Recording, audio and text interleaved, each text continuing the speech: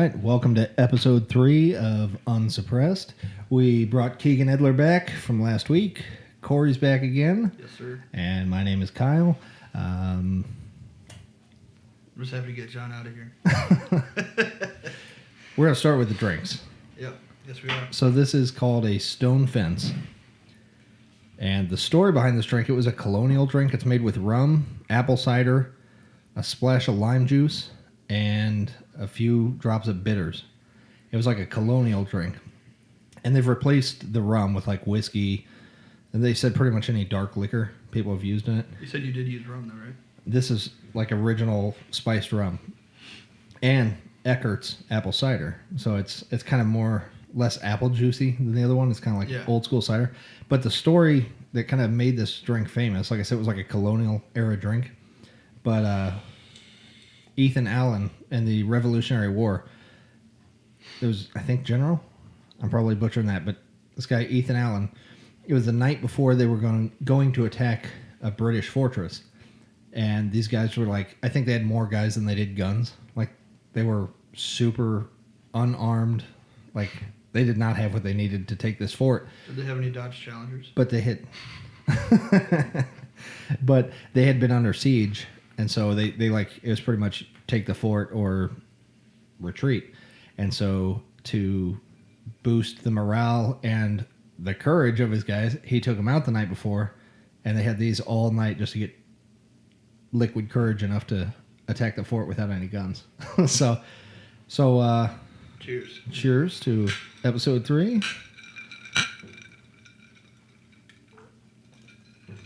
Oh yeah. That's good. That's the best one yet. It's like apple pie. It's not necessarily like a fall drink, but it feels like a fall drink. The apple cider and stuff. I'd say it's pretty universal. I got this this rum is Naked Spirits Rum. They're here in St. Louis. And we heard the story when we went there and tried it. They have a really cool tour. If you go there, you come in. We got it like on a Groupon. We went with some friends. You go in there, and they have like probably close to a dozen different rums. And again, I'm going to butcher it, but I guess rum and vodka are the two drinks that you're pretty free to do whatever you want. Like, as long as you use certain ingredients. Like, rum is a certain kind of sugar. And I think vodka has to use corn or something like that. Or no, because Russians make it with potatoes and stuff. Like, I don't remember. There's like very lax guidelines on what makes it rum or makes it vodka. So as those are to like a bourbon. Yeah, like bourbon has to follow all these rules. And so those are the two drinks they make. And they have like a dozen of them out. You get a sample of each one.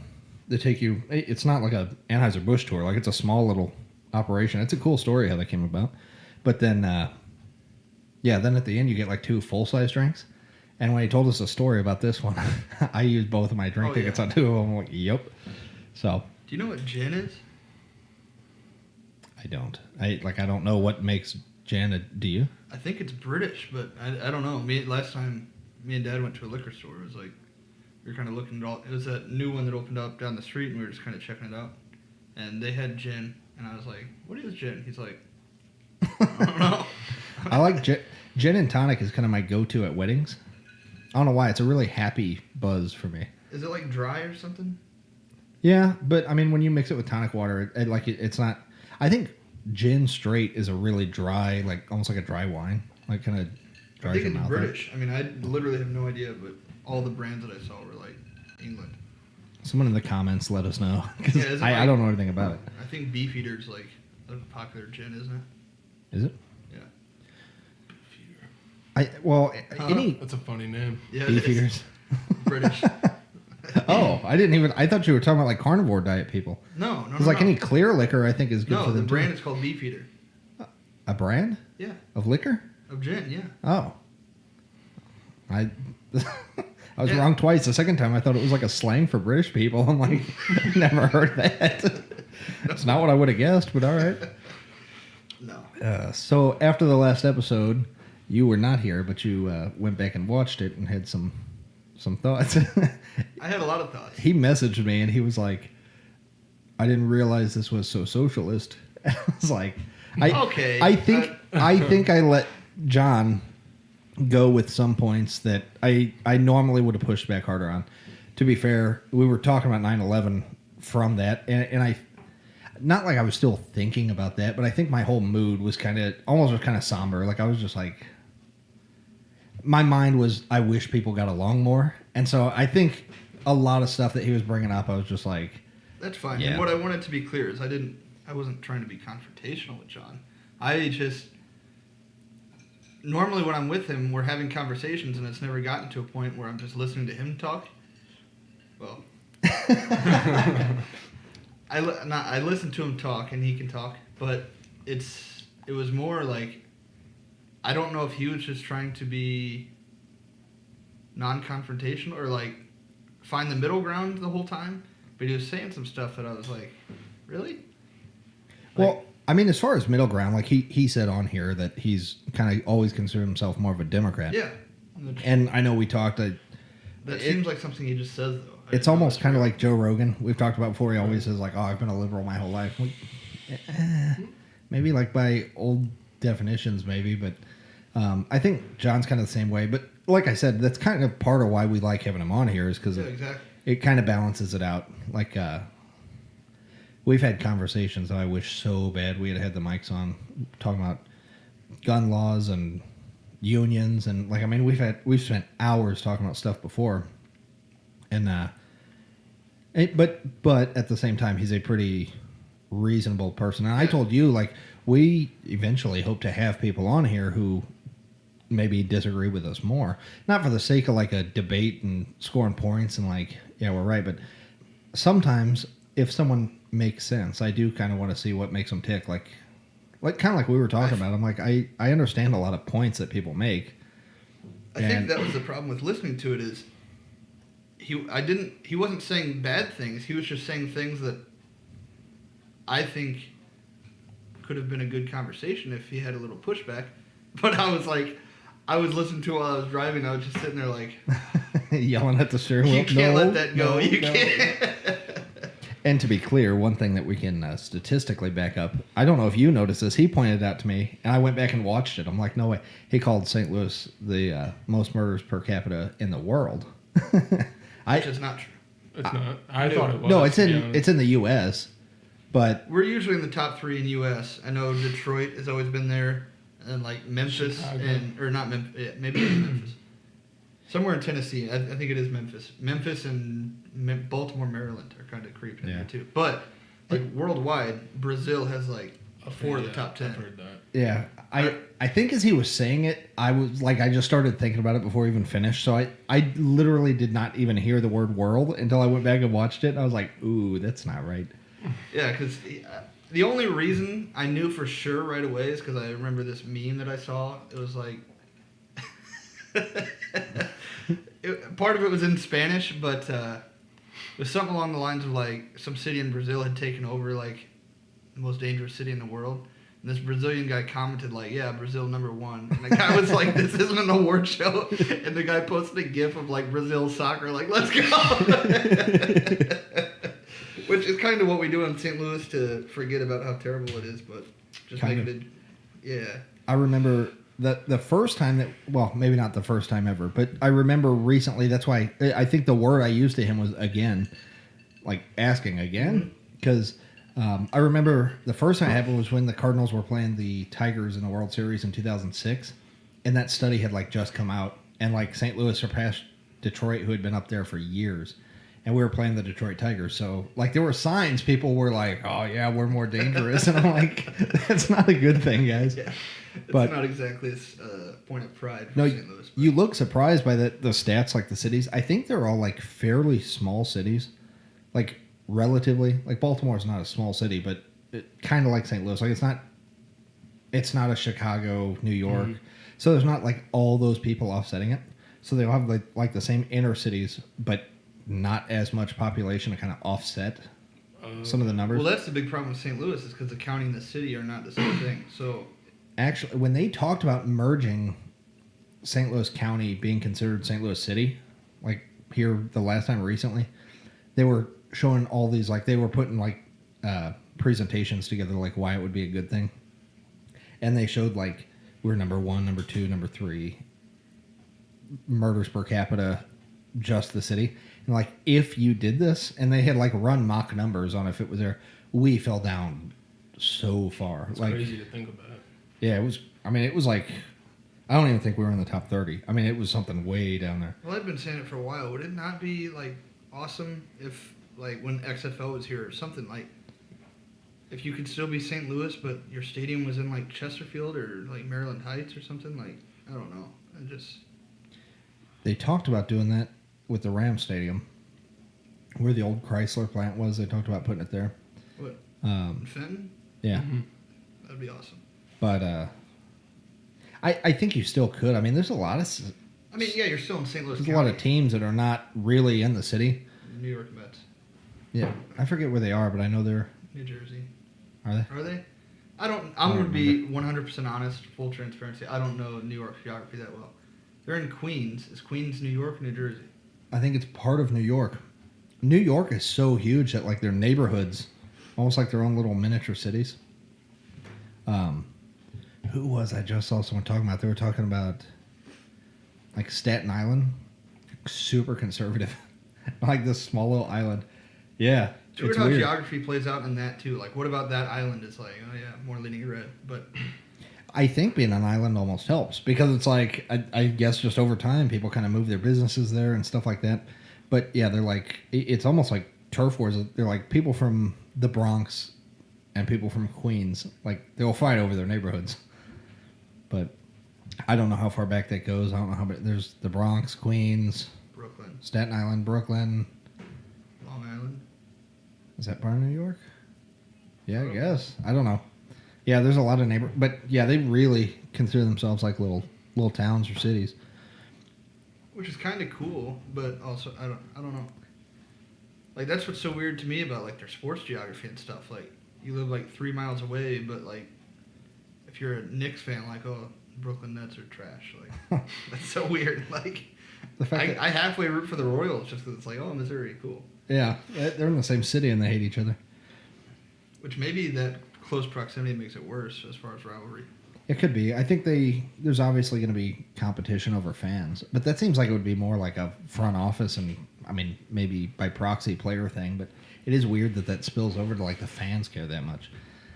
It's the same way with like White Sox and Cubs in Chicago. Like they're even closer to each other and they hate each other. Because when I was younger, I always used to watch like Cubs bashing videos, and like some of them were Cardinals, but most of them were White Sox fans that were like, "Yeah, the Cubs are trash." Like, I don't know. That kind of ties into like we were talking last week how people like the flag, for example. We were talking about what it means and stuff. It's kind of funny. Like you can't even get people in the same city to just like one team or the other.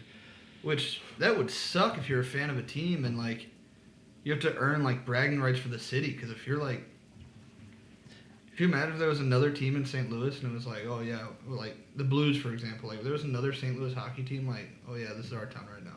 If you're a Blues fan, how do you not like either get really pissed off or buy another jersey? I see. I mean, maybe you'd have to experience it. I feel like I would. I would love to have a second team. I've said that for a long time. Like, why can't I have one in each league? I think with the Cardinals, there would never be any problem of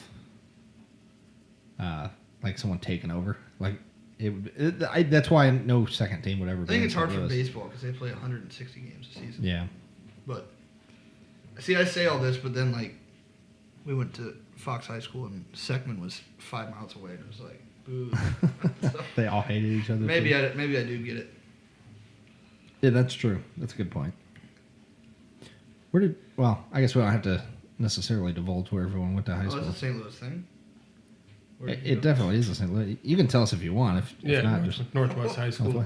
Is he going to get doxxed because he went to a certain high school? John got so mad at me as soon as we turned the microphone off last week that I said something about Arnold. He's like, what? I'm like...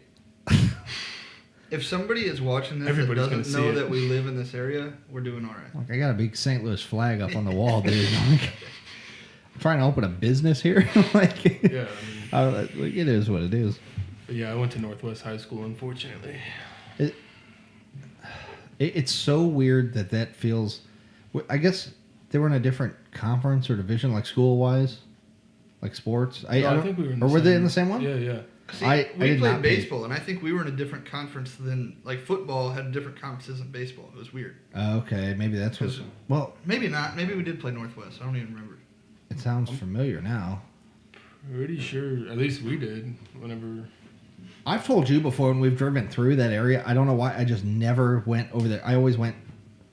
I drove south, like I had family down south, and then like South County, I was in a lot.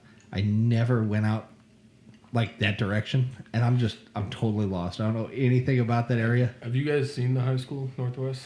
Yeah. It's huge, isn't it? Yeah, it's huge. I don't know if this is true, but apparently when it was first designed, it was designed by a guy that designed prisons. I've heard that. I've heard that too. Yeah. And that's kind of why, like, whenever you see it, the hallways are like literally lined up like a prison. I think that's awesome. I'm all about that. But yeah, that was like the rumor in the school, and everybody'd be like, "Oh, I'm in prison." Like, I'd heard that too, and it does look like one for sure from the outside. See, I'm into that. That'd be cool. That's I think prisons are so interesting, and I don't know why. I don't know what it is about them. It's just. Well, We watch like Ghost Adventures and stuff, and it's like, that's cool. But even if you go in the middle of the day and just learn about the history of it. I don't know why. It's just so like. I think it's such like an experiment of human. I don't know. It's really it's weird to think. Sometimes I hear even when someone gets locked away for like 3 years, I'm like, do you realize how long 3 years is? Yeah. Like it kind of blows my mind. That's longer. I mean, that's most of the time I've been married, and I try to think of like locked away that long. I think like you weren't a dad 3 years ago. Like, I mean, I try to think about what it's like. No, I try to think. I have no clue what it's like in prison, but it seems like it would be so redundant and boring. Which, I mean, I guess it's kind of meant to be a punishment, but it just... I think it'd do me some good. That's why... Being in jail? you guys think you I'd would probably last come in out prison? healthier. Huh? You guys think you would last in prison? No. No, I'd be somebody's bitch. When I say Day one. when I say I think it'd do me well, I meant if I was in there with like non-inmates, I mean, non-felons. Like if it was just guys like, hey, maybe you need to work out and stop. probably work eating out so and much. read a lot. Yeah. A lot of guys that go to prison, I know they come out like 10 times fucking smarter than they were before they went in. Well, I think Not they just offer like because of- business classes and stuff now. Yeah, and I know that like my buddy's dad's actually in prison, but like literally Shut up. all the dude does is read. That's all he does is read. I could see read it. and works out. It's one of those things like... I guess the biggest thing that always keeps me from doing that is that I have something else to do. But it's like, if you have nothing else to do... Oh, I thought you meant the thing No, that not keeps going you to from prison. going to prison. I was like, I just I was think- going to, but I got to work on the Like- basement this week. Man, it would be boring. No, the thing that keeps me from like reading and working out more and stuff like that is it's just time, because it's like I could do that, or I could You gotta probably go to work and something pay that's bills. Do not a as podcast. yeah, exactly.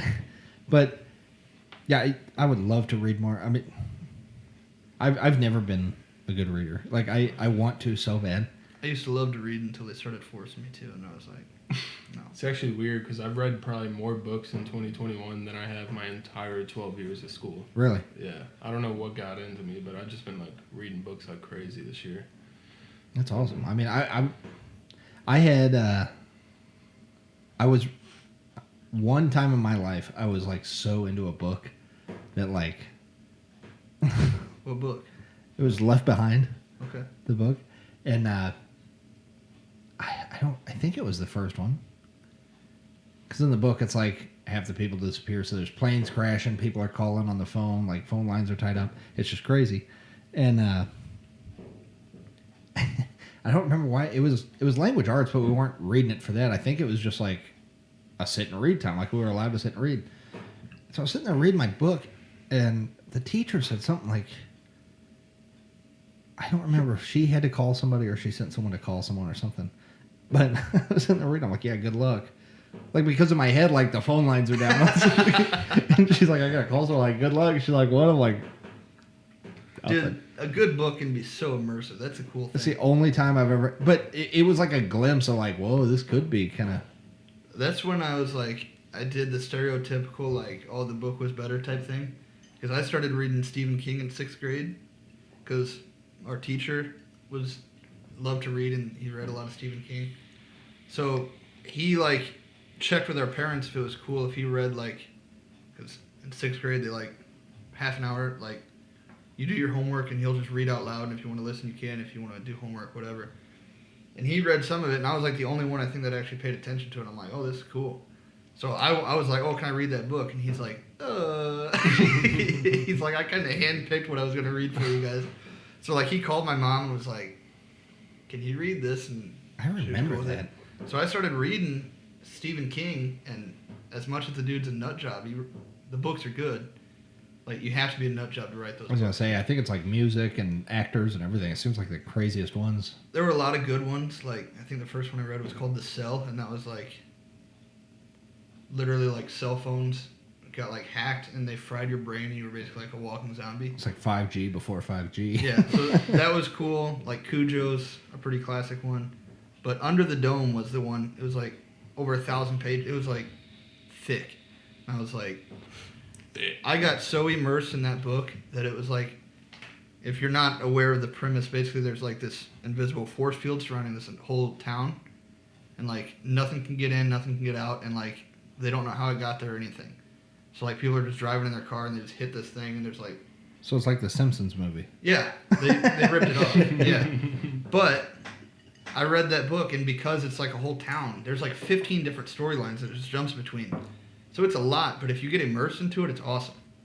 So I loved that book, and then like 5 years later, they made like a mini series on it, like a TV show, and I was so excited, and I watched it, and I got like 15 minutes into the first episode. I'm like, you got to be shitting me. It's like you're like already in chapter 4, and like nobody knows anything that's going on. You just rush this together. And like I remember watching that at Grandma and Grandpa's house, and they were like, "Oh, it seems okay," and I'm like, "This is trash." And I was like, "Read the book." And that's when I was like, "Oh, I gotta stop reading." What have you been reading? Right now, I'm actually on this. I think it's called Self-Defense by Masad Ayub or something. He is like a really big firearms instructor. He's like a part-time police officer, a criminal defense lawyer, and like he knows everything about like firearms related laws. And dude, I've learned more in this book than I have in the NRA class I took, the CCW class I took. Like this book wipes them out. Can you reach out and get him on here? He's big in firearms. Let's get a studio going first. Yeah, I was gonna say we got up to like probably up to 40 views on episode 1. So maybe I think he wants that's what to we got on the reconsider. second one. Like, come out and get your name out here, dude. Yeah. No, it's yeah. I'm trying to picture reading stuff like that. I guess is it more like law stuff? Yeah. Like, Okay. And it's Yeah. and he like certain cases, like I'm sure you've heard George Zimmerman, and Yeah, for sure. he was there in the courtroom like while that was going on. He wasn't a witness on it, but he was there, and he literally breaks it down from beginning to end. Like he literally has sections of like, this section's for all the police officers, and he'll like describe exactly what the police officers went through. And honestly, I was guilty of just looking at the headlines whenever that first came out, and I was like, oh, George Zimmerman's a piece of shit, like blah blah blah. But I can't lie, like he's completely changed my view on that. And there's a lot of stuff that I didn't know that happened during that incident with George Zimmerman, and that just like he breaks down all the cases like that. And it's like laws and stuff like that. That one's almost been so long ago, it kind of gets lost in the noise. Like, yeah, but it's like every time there's like a incident related to that, it's always going to get brought back up. Yeah, that's what sucks because, like you said, I mean, like I think the story that everybody remembers it as is not really exactly how it went down. But now, because that's the story that got put out there, anytime, oh yeah, and George Zimmerman, that piece of shit, like nobody even thinks about what actually happened. It's just always a piece of shit. It's kind of universally accepted. Yeah. Obviously, no one deserves to die, but like, did you guys know that like Trayvon Martin is disagree. All right, let me rephrase. In this circumstance, but I don't think Trayvon Martin deserves to die. Yeah. No, yeah, I had no idea that he like, so basically he was like looking in them cars and stuff, and George Zimmerman was hired on as the neighborhood watch guy, and I guess the 911 dispatcher was asking him, like, can you get a better location of him? So, I guess for the police to go there. And I guess when George Zimmerman got out of his car, Trayvon Martin spotted him and was like kind of like hiding or whatever. And then he threw the first punch, knocked him on his back, and he was like straddled over him. And he was literally bashing his head into the sidewalk. Jeez. And that alone right there, like that's... After one punch, like you mentioned Steven Crowder last week, one of my favorite things that he said is like,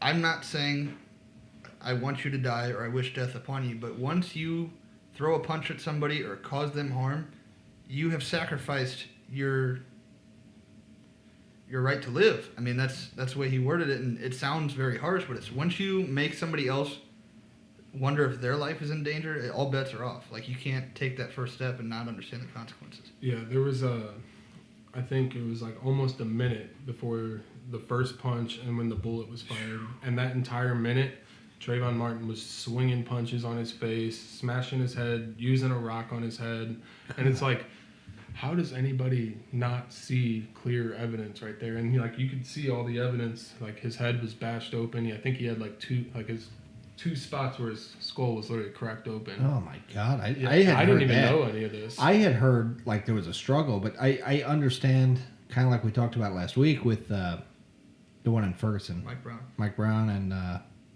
forgot the officer's name. Darren Wilson. Yep. Yeah, but I think it's one of those where like it's kind of he said she said, like, except the only person still living is the person who shot. So and that's what sucks. And every corner. But that's I didn't realize that George Zimmerman was that beat up. I was not very. Darren Wilson was pretty beat up too. When was that? Do you remember? Like, if you've been reading about it, when was it? I couldn't tell you what year. I completely forgot. But because the Zimmerman thing, or not Zimmerman, I forgot the name until you said it. Now I'm confusing. The Mike Brown one, was that 15? I thought it was 13 or something. 13 or 14. It was kind of a while ago now at this point. Really? Yeah, because it was before. And that's like kind of when BLM started, right? I think from the Mike Brown one. Yeah. The Trayvon Martin, I guess that's why. Well, I know Obama was president. Yes. Yeah. Because August 9th, 2014. Was Mike Brown? Wow, it does not seem that long ago. When was Trayvon Martin? That's what I'm checking out. 2012. Wow, those were closer together than I thought they were too. 2012. I didn't realize Mike Brown's was so far back, and I didn't realize Trayvon Martin was that close to it. But yeah, in both of those cases, I guess that was the problem with them, is that you're kind of just taking the person who's basically on the defense at their word. Right. But yeah, I mean, I'm not ignoring that there was evidence and autopsies and stuff, but I didn't realize George Zimmerman was in that bad of shape. I didn't either. And so yeah, like I said, like when you're straddled over someone like that and you're not allowing them to even defend themselves physically, right. It's like, I don't know. Like the UFC stops fights at that point. That's what I'm saying. Like when you're just... And that's what you said, a minute. And people can brush off a minute, but in that situation, you don't understand what like. It's really hard to grasp what a full minute of just getting your face beat after I read that chapter, because he had a whole chapter about it. After I read it, I literally pulled out my phone, got on the timer, and just set a minute. And I was just like sitting there imagining someone just whacking on my face that entire minute. And I'm like, no, like for real though. Like, and you realize like how long of time that really is when someone's, you know. Well, that's think about it though.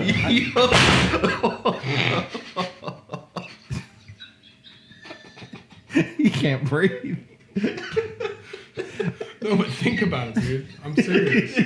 I think we need to run it back. I don't know if you know what you just said, bro. No, but for real, like when you like look at how I'm trying so hard. I'm sorry. I'm sorry. It's funny because I'm in between you. I know what happened, and I'm laughing at you dying. Whacking on your face is what you said that he's dying at. I just imagine somebody sitting there whacking on my face. Did I say that? Yeah. Oh, shit. Can we cut that out real quick? That's why I was dying, because I'm like, I know, but I'm a child, but I'm actually really interested in what you're saying. It just got me. But yeah, no, I was just, because when you put that in perspective, though, yeah, and yeah. Also when there's a rock involved and a sidewalk where your head's getting smashed in. Well, and even like you said, setting a timer and picturing it. I mean, obviously without the pain, but without the adrenaline and stuff like that too. I mean, that's got to feel like forever. Yeah, he probably does. He didn't know how long it was, probably. No, but Can you imagine someone starts punching, you're like, at 45 seconds, he's like, dude, come on. like 50 seconds, you're like, dude, seriously, we only got to take a couple more of these. It's tough to joke about, but Yeah, you know. obviously, but it's been almost Like 10 years. I'll do it, but it's I don't feel good about it. I realize it's wrong. No, but sorry. Back Are to- you going to continue on that point? Back to your point about once you attack someone, it's kind of the same thing, I guess, related. The whole can't you just shoot him in the leg thing. People, honest to God, the amount of people that have asked me that in the last 5 years, like, well, do you have to shoot to kill? Can't you just shoot him in the leg? I'm like, it's like that. if I'm drawing a firearm on somebody, warnings are over. Like, Dude, that video that came out shortly after the George Floyd video of that guy that had a knife in the middle of the street. with the woman, Oh, yeah, He shot him yeah. like 5 times. The dude goes down, then gets back up and still stabs the lady. Yeah, exactly. And the book that I'm reading, he actually brings out a good point of how a knife can technically be almost deadlier than a gun in some instances. Because let's say you get stabbed in the stomach with a 4-inch blade. That's going at least 8 inches into you, because if you think about it, it still has 4 inches. Yeah. Okay, yeah. I'm just saying a lot of. I literally just go, I don't know how to word No, that go the ahead. right No, way, but, seriously. like, yeah, I mean, because and then it's not like you have limited ammunition, you know. Right. Like, you can continue on until All you're- day. You know. I That would. video, that was a real eye opener for me because I knew it, like, but seeing it, like, he was mag dumping into this guy and he just got back up and still attacked this lady. And that was like, I don't think, myself included, people don't understand what adrenaline and like that fight or flight mode that people get into. They don't understand that. I always say that about like when people talk about burglaries. Yeah. Like, do you know how many times? I mean, I obviously don't know. Like, how many times must you break into somebody's house or attack somebody or do something before, like, some kind of adrenaline kick? Like, I would imagine there would be some nerves and some adrenaline going, knowing you're about to break into somebody's house in the dead of night. Especially around in Missouri, because you know everybody's got firearms, so you're like Right. thinking. But like, I'm like, it's not like they're just calm, cool, and collected. And No. I mean, if someone pops out around a corner and is, "What are you doing in here?"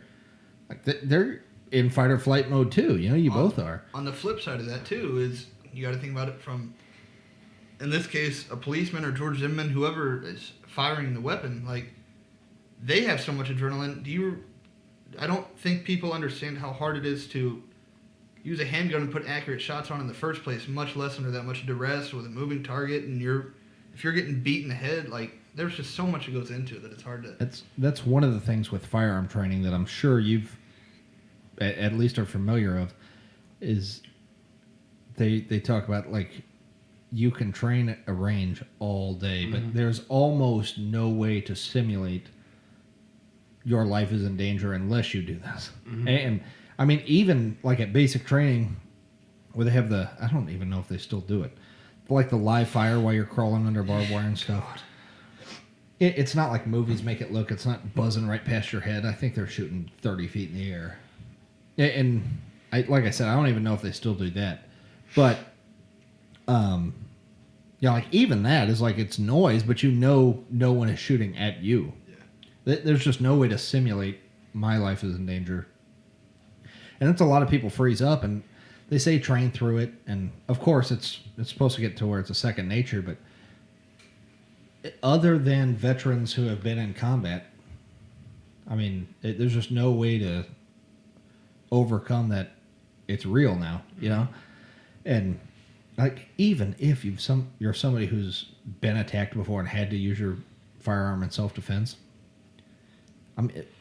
of course, I hope that never happens to me. Right. I don't think I know a single person who's like had to use their gun in self-defense outside of police and military. Right. So I don't even know anyone who's done it. even if you've done it once, that was your first time. What are the odds it's going to happen a second time? Yeah. And even then, you've done it once. It's not like you're some expert at it now. So I think combat veterans will always kind of have some kind of leg up mentally when stuff like that happens, just from even everyday life. If it's not firefights, it's just always in that kind of environment where something could happen. That's why I still obviously I'm big into history, and that's why I think it's more important than people give it credit for. I mean, there's just thinking about what we just talked about, it's good context to know that when I was watching that after I watched the podcast, I was watching some more Civil War documentaries. I think we talked about that episode 1, but I mean, one of the key things that you hear about any time you hear about the Civil War is both sides, before it started, thought it was going to be this fun thing, oh yeah, we'll whoop them, they'll be running back, and then after the first battle, it's all fun and games, there were picnics before Bull Run and everything, that's a crazy thing. I don't know how familiar you guys are with it. I mean, I guess you are, but I had always heard it, but until you really get the full picture, that politicians and stuff, Bull Run, the first battle of the Civil War, politicians were out picnicking with their families to watch the fight because they thought it'd be oh yeah, this would be one thing, our side will win, and then they'll run home and war's over. And that's what people were signing up, people were super underage, and the recruiters were just it'll be over. And it's the same kind of thing. To me, that's why it's important to understand that that's how everybody thinks, oh, why don't you just shoot him in the leg? It's all, you have a plan until you don't. And I think it's valuable to kind of pay attention to that kind of stuff, because history teaches you lessons that apply to current day, I still think. Did you guys hear about that thing that happened in Festus, I think yesterday or the day before? Maybe. It was a self-defense shooting at the home. So basically, maybe not. This, I guess, I don't know if it was one or two guys, but one guy, he knocked on the door. It was 1:30 at night. So the guy was already, the homeowner was already what the hell? Yep. And he went to the door, and then all of a sudden he saw the door handle trying to open up. Yep. And so he went and grabbed his gun. And I don't remember what happened after that, but all I know is he did shoot and kill the guy trying to intrude into his house. Again, not, oh good, he's dead, but it's you put yourself in that position. It's so much more of a primal thing. And I guess that's why it seems weird to me that people don't recognize, I guess I understand how it sounds shocking or crazy or whatever for some people to think that other people would even think about using their weapons against the government. And of course, when we say that, we don't mean the government as it currently exists. Much closer to than in years past, but to be clear, we all hope and pray it never gets anywhere close to that point. Remind me to come back to that. But yeah, so I mean, I understand how that sounds crazy to people, but the fact that using it in self-defense in a situation like that where someone's coming into my home at night, just think about in the animal world, what animal on earth would you fault for killing something that came into its den while it's sleeping? Again, why? You don't get a warning. If a snake's down a snake hole in a muskrat, a mongoose or something comes down looking for it, are you gonna be oh well, snake, bite him? But once he starts, right. I was gonna say once he starts running away, don't hurt him. Which that is a good gun rule. Don't shoot someone in retreat, but don't back an animal into a corner. That's one of the oldest expressions. Yeah, if I'm in my house in the middle of the night and someone comes in here, my corner. Absolutely not.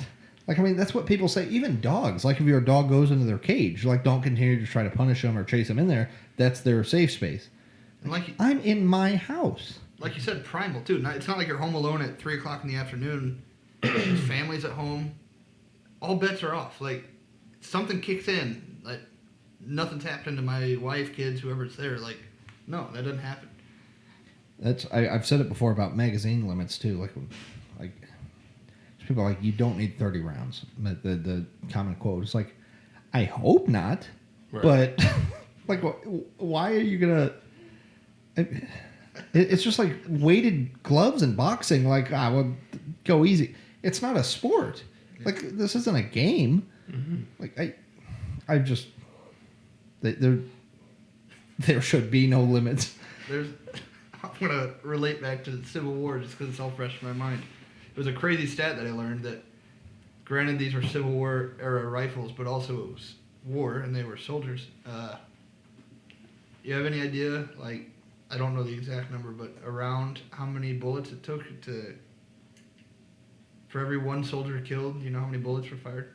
Oh, it's got to be something like 7 or 8. 200.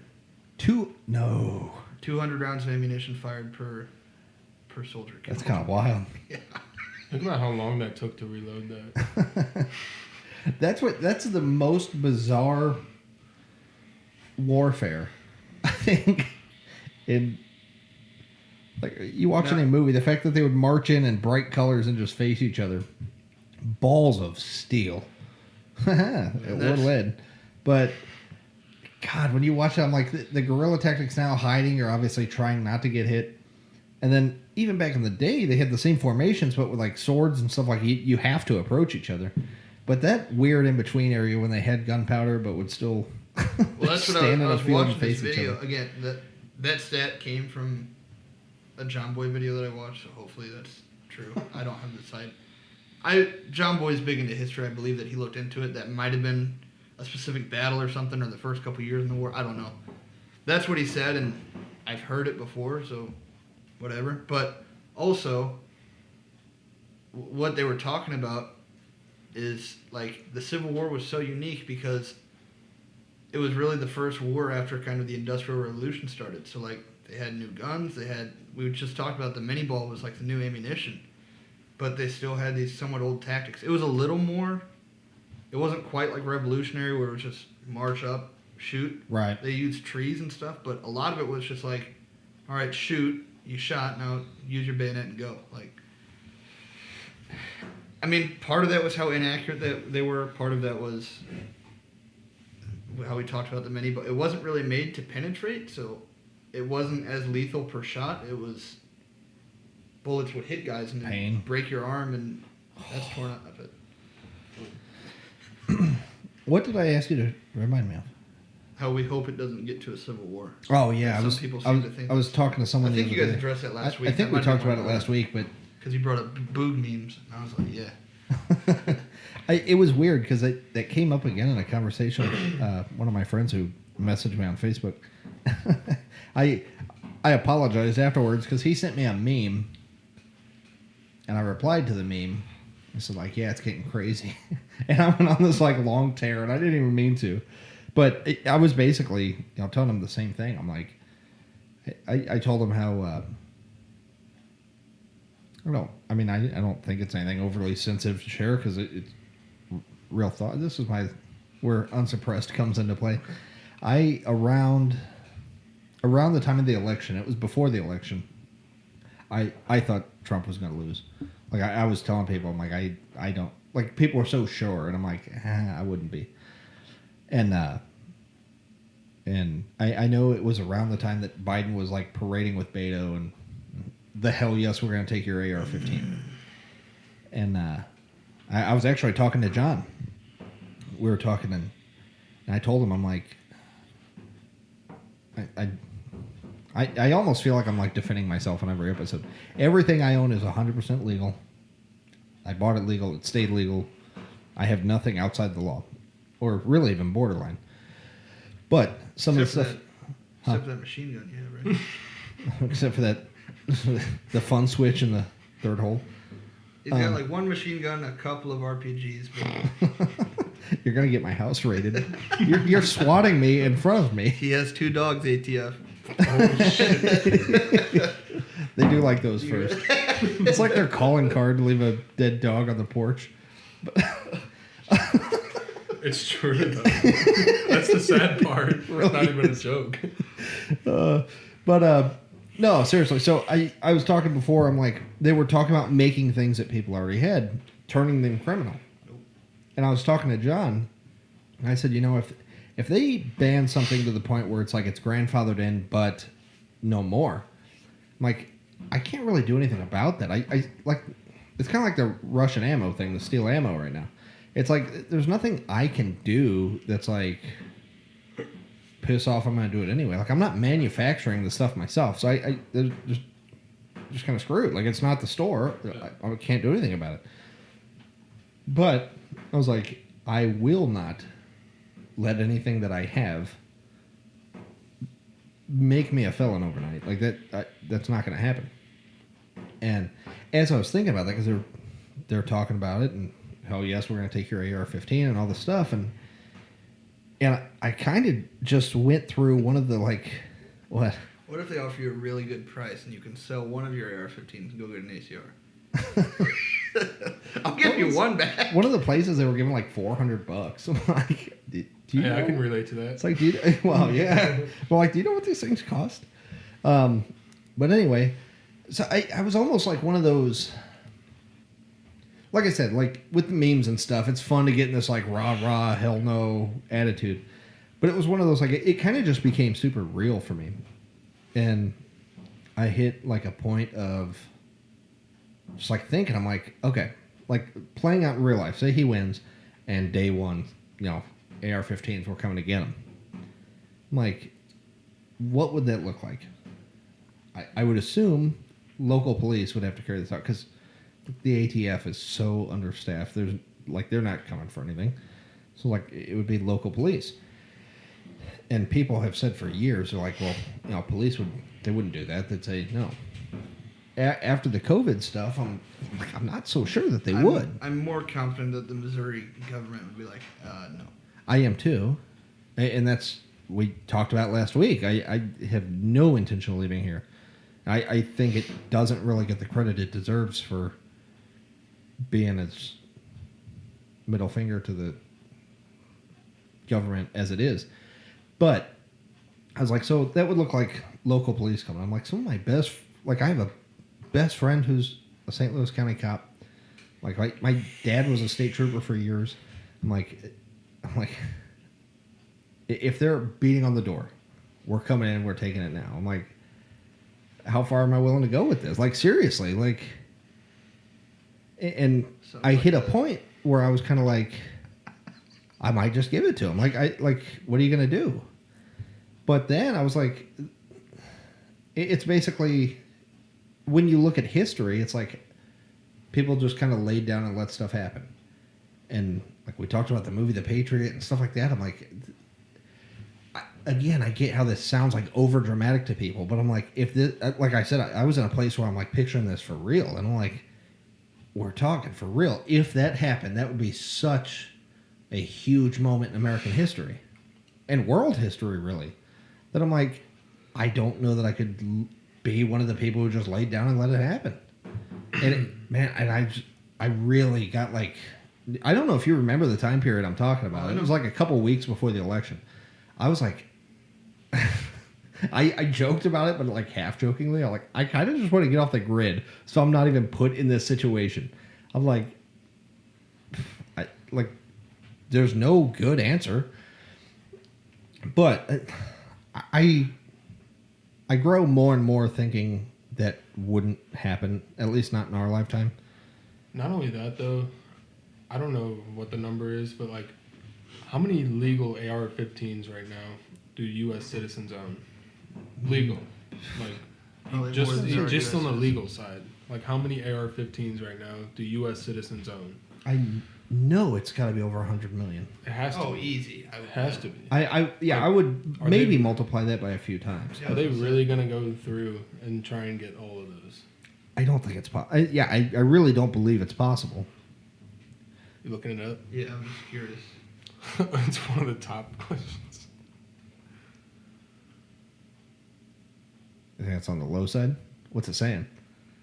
Estimates vary as to how many of the rifles are owned in the United States. The National Shooting Sports Foundation has estimated that approximately 5 million to 10 million AR-15 style rifles exist in the U.S. 5 to 10. Yeah, that's not true. That seems That's really, Wikipedia. really low. Forbes says U.S. has at least 20 million assault rifles. See, yeah, you're probably not even gonna find the right number. They went from 5 million to 20 million to. And I still think that's. Bernie Sanders says private citizens have up to 10 million. I think Sure. Bernie Sanders would be able to- Sure. So this is the problem: is that the people that want to take these away have no idea what they're actually saying. Well, They don't understand. We talked about that last week, just from a fundamental. And guess what? I bet you that number went up after 2020. I was gonna. Yeah, I wonder how. I had to. There were a lot of new gun owners last year. I wonder how old those are. Even say it's split the difference of 15. Like I said, the ATF. I mean, they've talked about it before. They're so not understaffed.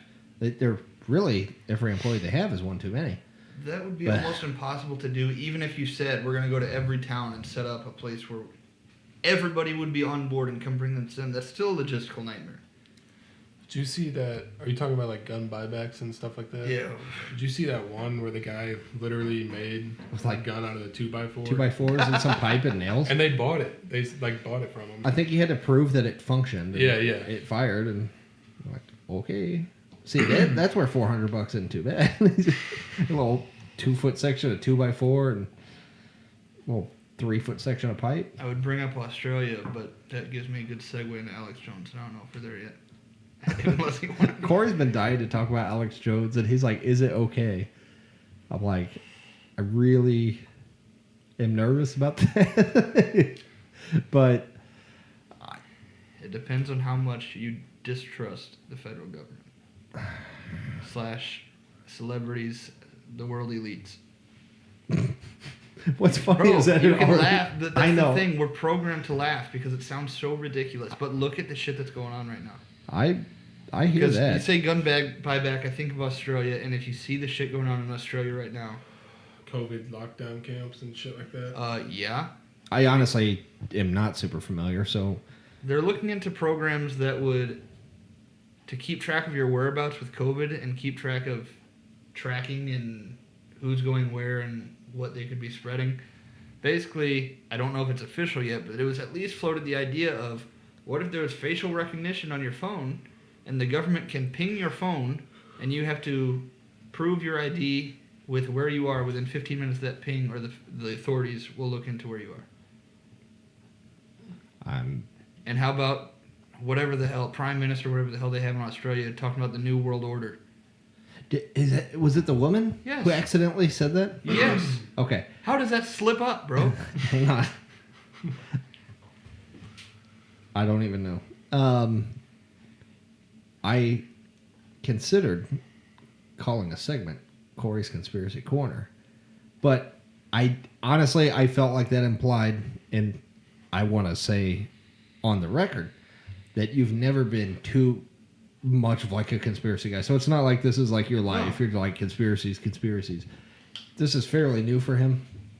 Because of Joe Rogan's podcast, when Alex Jones was on a few times, it was kind of crazy the amount of things that he has said, and they looked up and they're like, holy crap. And so, like I said, we can dive in, but I want to put the disclaimer. I don't know where you're going with it.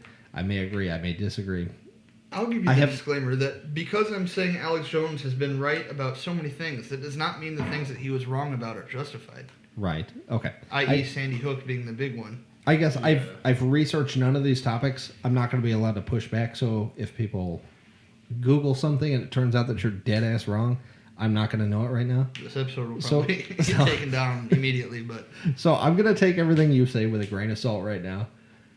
I'm definitely going to give it the benefit of the doubt. I'm going to listen, but I have nothing to push back on. And I'm not even going to dive in super deep to details. Okay. Well, I mean, I think the biggest thing that I learned from Alex Jones, and that is real, and you can look it up and see, is the Bohemian Grove. Yep. Like that is wild. it is the creepiest That thing is on the planet. wild. Yeah. Okay. And then when he okay. took the video of that, Yeah. and it's like a fucking cult. And he's screaming from the rooftops, look at this shit, look at this shit. People are like, you're crazy, bro. What the fuck are you talking about? You're crazy. Okay. And it's like the biggest presidents have been in there. Now I'm excited. Okay. Yeah. So we're gonna dive in. You're not gonna share? Well, do you want some? Yeah. You want some bourbon? Sure. Hell yeah. I've actually been looking forward to this since the last time. Yeah, Okay, here's what I'm saying. Bullet This bourbon is I just asked that you be open-minded because there's several things that I disagree with Alex Jones on. I'm not saying he is the end-all be-all, but and I'm gonna put it this way too. Also, just so that this does not get, just so that my entire business does not become, oh, the guy who watches Alex Jones. I've never seen. I don't even know. Well, I guess the InfoWars. I've never looked up his content like by itself. it's I've tough seen to him watch on. InfoWars. I've seen him on Joe Rogan, Right. where he definitely seems like he needs a moderator. That was the perfect point that Joe Rogan made. It's the reason Alex Jones looks as crazy as he does most of the time is because he just talks and talks and talks and talks.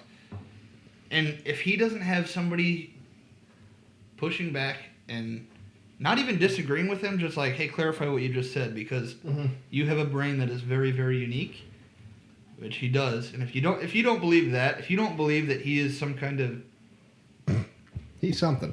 you can think he is completely wrong, but he's still like that level that geniuses are at, that they can recite stuff and just know whatever they're talking about that or is what for they sure. believe. Whether what he's saying is factual or not, for sure, his ability to remember like laws. He'll say article this, section that. Like the fact that he retains that amount of information, there's definitely something going on in his head, one way or the other. But okay, yeah, Okay, so that's one. Also, what? I'm so worried that like I don't want to harp on it. I just want to make very clear. I have seen Alex Jones on Joe Rogan and in small clips used by other people. And that's it. And yeah, I agree. I am far from buying everything he says. He goes a little off the rails and he definitely needs to be clarified. I'm going to sit back and listen. It's Take it so away. funny to me because it's part of my point. How much people have to go out of their way to say, I'm not saying I agree with him. I agree with a lot of what he says. I'm just going to put that out there. You are allowed to disagree. And again, this all goes back to how much deceit do you think the federal government is capable of? If you think that they're telling the truth, if you buy the JFK story 100%, you're... That's what kills me is when people say, how much do you trust the federal government? I would put it at almost absolute zero. Like, I just do not. 3 certifiable events that you can look back and the story, that the official story that is out are super sketch. JFK, what's the... Gulf of Tonkin? No, I mean, that's another one. But what was the... We did the cult, the guy down in Texas. Waco. Waco, that one, and Ruby Ridge. Oh, yeah, those were horrible. Those are 3 right off the bat.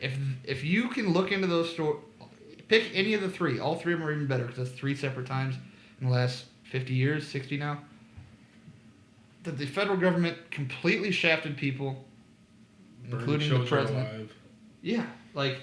literally. So if you Waco can look was into fun. all of those and be like, oh no, I think the government was justified in what they did, then yeah, okay, then you're never going to see anything Alex Jones says as having any value, which is fine. But I disagree with you. I think you're dumb, but you're allowed to have that opinion. But if you can look into any of those and think, okay, if they're willing to burn children alive, make that guy look...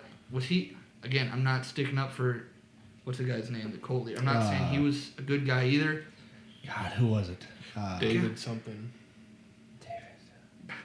Because it was the French Davidians. Yeah. God, this is going to kill me because I watched that whole series. I really like that series. You know, yeah, it was damn good. I'll keep going, but I do want to know his name. Not a good dude. I don't know that much David about Hogg. him. No, that's No, not it's it. But Very JFK. I mean, if you buy the JFK... Huh? Crush. Yes. Yes, Dave Crush. Probably a pretty shitty dude from what I know. if you're in a cult, not a great start. And a mentally ill dude. You don't deserve to have your kids burned alive because the government didn't like what you're doing. Not only just kids, but like, wasn't it over like 50 adults? Oh yeah, They It's were a all lot of trapped people. under in the basement or something. I don't remember the exact number, but they went in like at least in the miniseries, which I think was pretty accurate. yeah, that's all. They had like a school bus that was like dug out as like a bunker thing, and they were under there, and like I think there was They like were a tank being on it or gassed. something. Because Yeah, they being went out gassed. there to get out of the house because they were getting gassed. Okay, so to loop back, I mean, there's that. There's JFK, which I think is probably the most famous conspiracy theory. And I think the one that nobody accepts the official story. Yeah. And Ruby Ridge, which was also highlighted in Waco, which was I know a Wasn't lot. Waco, Texas, like a redemption shot for the ATF? Right Ruby after Ridge? Ruby Ridge. right after Ruby Ridge. That was kind of like Dude. it was literally they were trying to get an easy win to get attention and media off of Ruby Ridge. I know a lot less about Ruby Ridge. Which He isn't was there a selling series about that too? I don't know. I don't know. I've never seen it. If so, I think there's something on HBO or something. wasn't he about that. selling like sawed-off shotguns or something? I think an ATF agent, like undercover or something, and I could be wrong. I think an ATF agent was like befriended him, and they were like friends for a couple of years. And I think this guy was like working on guns or gunsmithing or something. And from what I understand, like I think what's the minimum length for a shotgun? 18 and a half? I think he had one that was like 18 and a quarter. Which, like it was like to be barely fair, too I'm short. not saying this guy was a good dude, because didn't he at least go to a couple Klan meetings or something? I think so. Which, again- I think that's where he met the guy, Yeah, actually. I think that's where... Like where he was kind of working undercover. So no one's sticking up for the character of these people. Yeah, it's more just the story of like what they did just to get their I don't even know what the word is. Just to Good get, publicity. Basically to flex, like, yeah, look at the ATF, baby. yeah, I mean basically, and then It's basically they all did, the FBI, the ATF. It's like a dog bringing you a dead bird. It's like, look what I did. Like, look, I'm useful. And quick shout out to the actor that played the FBI guy in Waco. I forget his name. He's a damn good actor. It's not Gary Sinise. He's a good actor. Yeah, he is. But He's always like a supporting role, but he's always he killing it. nailed that role. He was also in Boardwalk Empire. He was good in that too. But Ugly man. he killed it. Kind of. He's got his own uniqueness. It's Yeah. like he could be ugly, but he's also kind of stoic. Kind of rugged. Yeah. Yeah. But really good actor. But his character in that show, I mean, or in Waco, you kind of see it. He's like, not only was he was like livid after the Ruby Ridge thing, and they got like promotion based out of that. They're like, oh yeah, you had an illegal gun, so you did your job.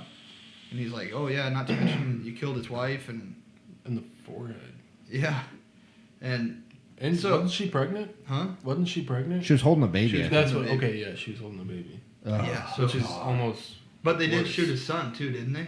Shot Yeah. his son. 'Cause that's what His son started the first. standoff. I think he went outside and they shot him. Yeah. And then, Oh my god. dude. And then how do you not expect him to? The other fight thing back? that not to totally Because his story's not going to get out. we'll dive into Alex Jones, but the part that kills me is if ATF and federal agents got held to the same standard that civilians do. Like I said, we're talking about this like you're going to trial because you beat a guy. When you go in with a cracked skull and all this stuff, and you're still like fighting for your life, literally, to not be His found life guilty was of murder. ruined. But the ATF can sniper your kid and wife holding your baby, and it's like, well, you broke the law though. Next time you have a compliant shotgun. So, there's that. There's, again, JFK, which is, who knows, that's a whole nother thing. But, so, what I'm saying is, if you can be open-minded about those kind of things, I think you should look into Alex Jones a little more than what we have. Because, can you name one person who has been silenced harder than Alex Jones? I don't think so. It is insane how much they've deplatformed him. And there's a And- reason for that. What's that? No, I'm just saying like. Okay, why so they- that's Like what you I'm say, saying. when you go to such great lengths to silence somebody, That's exactly my point. If he was really some dumbass who had no credibility, didn't know what he was talking about, you can spout that bullshit. Oh, he's just saying dangerous stuff, so we don't want that out there. There are morons all over the internet saying dangerous stuff. Fucking There are three Farrakhan's of them. still on Twitter. That fucking dude who's calling Jews cockroaches that need to be exterminated from the earth. Why the fuck is his message okay? So, I don't want to. That's a stupid bullshit excuse. If you believe that, you're a bootlicker. That's stupid. Alex Jones has said what? No, I'm Am proud. I getting mad? No, I'm proud. No. I keep going. When Alex Jones got deplatformed, I didn't know that much about him. Same thing as everybody else. I've seen him in some memes. He seems fucking crazy. The frogs are gay. Which, that's one of the best memes. He was right. So you can look into that if you want to. Do you know about that? No, No. To be honest, I don't. Other than Joe Rogan, I don't know too much about it. So that's why I follow a page on Twitter called Alex Jones Was Right. And basically all they do is they post like news clips of every single time one of the shits that Alex Jones said that people were like, this dude's insane. They post a clip of that right next to when he said it, fucking 5 years ago or whenever it was. And it's like, yeah, he was right about that too. And it's funny because it's not like they have like 3 or 4 examples. It's every day they're posting something. The New World Order in Australia, the chipping. Alex Jones has been calling that for years. That they're going to find some way to get people to take this vaccine or something. Tell people what you're talking about, the New World Order thing. So that it's funny because we have literally morphed into you pulling Alex Jones. The vaccine chip, the New World Order, the frogs really are gay. I want to know more about that. I'm like, calm down. Tell about the frogs first. Okay, so basically, it's a meme at this point. Alex Jones screaming, "They're turning the freaking frogs gay." Out of context, this is why he needs a moderator, because out of context, that's all it was. It was a meme. Came out recently that I don't know all of the details, but I'm not Alex Jones, so I can't. He knows all the details. Some organization or company or something was pumping chemicals into this water that was taking male frogs and basically changing their sex and taking away all of their masculine traits, and they became attracted to other male frogs. It was basically like a testosterone blocker, like basically hormone change for humans, but it was happening to frogs. Like it was making male frogs, I don't know if they have testosterone, but it was like taking away it was like hurting their genitalia and like reproductive organs. It was affecting them, and it was a real thing. I mean, that was like proven and everything? Yes. Oh yeah, 100%. But like he said, like a few years later, like they're turning the freaking frogs gay. But kind of like how we talked about with George Zimmerman earlier. Once you get your narrative out there, and this guy, everybody, oh, Alex Jones is great. Nobody's going to go back and be like, oh, hey, he was right. That's why I follow this page, because I think it's important. You cannot just say somebody's crazy, and it's like, oh, why are they crazy? Oh, don't worry about it. It's too dangerous for your dumbass to even look into. That's a really dangerous thing to do, to say the U.S. population is not smart enough to understand that this guy's ideas are bad. We need to step in and do something. It wasn't just YouTube. It was everybody took him down. To the point where Joe Rogan can't even have him on anymore. Like, another podcast I listened to, Flagrant 2, with Andrew Schultz. They had him on there. It was one of their biggest episodes of all time. YouTube completely took it down. They deleted the video. They threatened him. They had him back on. That video, they did a Patreon only so YouTube couldn't take it down. I've never seen a dude hit harder with the ban than Alex Jones. I know that guy I listened to, Tim Pool, had him on too. Yeah.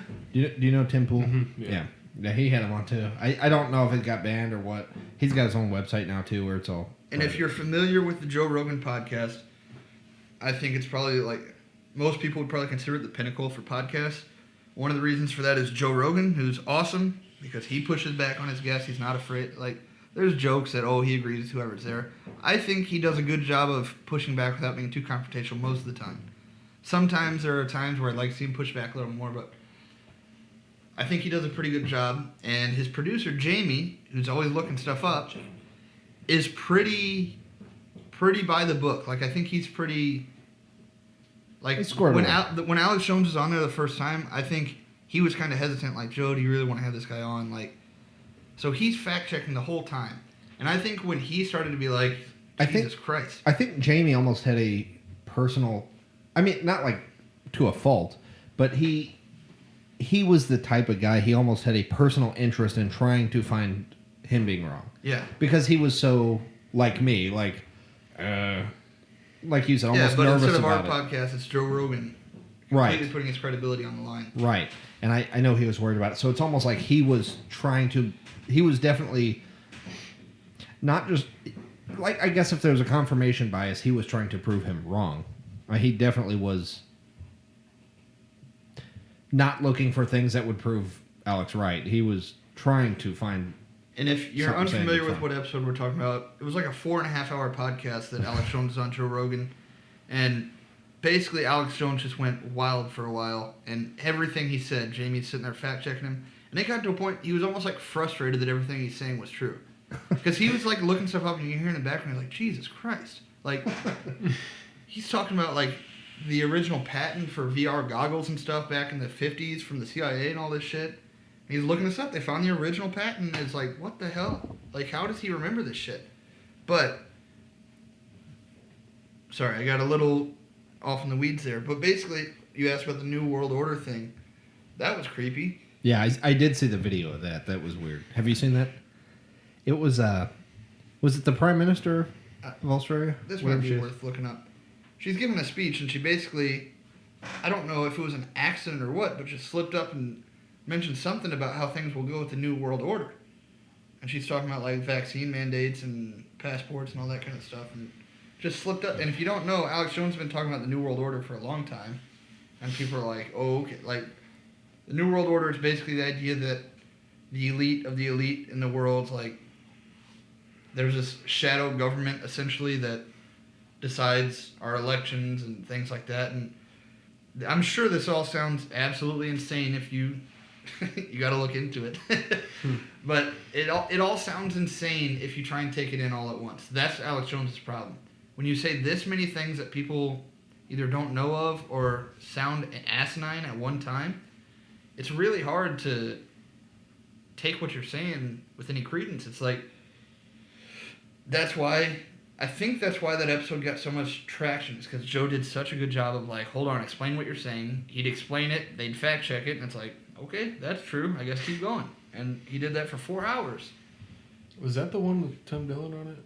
Because I know we did one with Alex Jones and Tim Dillon. No, Tim Dillon was on there the second time that he came back. I must be thinking of the wrong one then. Was Tim Dillon there when he did the I'm Kind of Retarded? No, Tim Dillon wasn't. I think it was Eddie Bravo. Yeah. Oh, I'm sure that one was interesting. It was. Eddie Bravo is kind of a fucking nutcase, though. More so, for I sure. think he's like flat Earth and shit. Yeah. Like, which, to be clear, like Kyle said, I'm not flat Earth. I'm not. Yeah, that's why, like I said, when I mentioned Corey's Conspiracy Corner, I was like, it's not like he's off the rails. He's on an Alex Jones kick. What happened was, when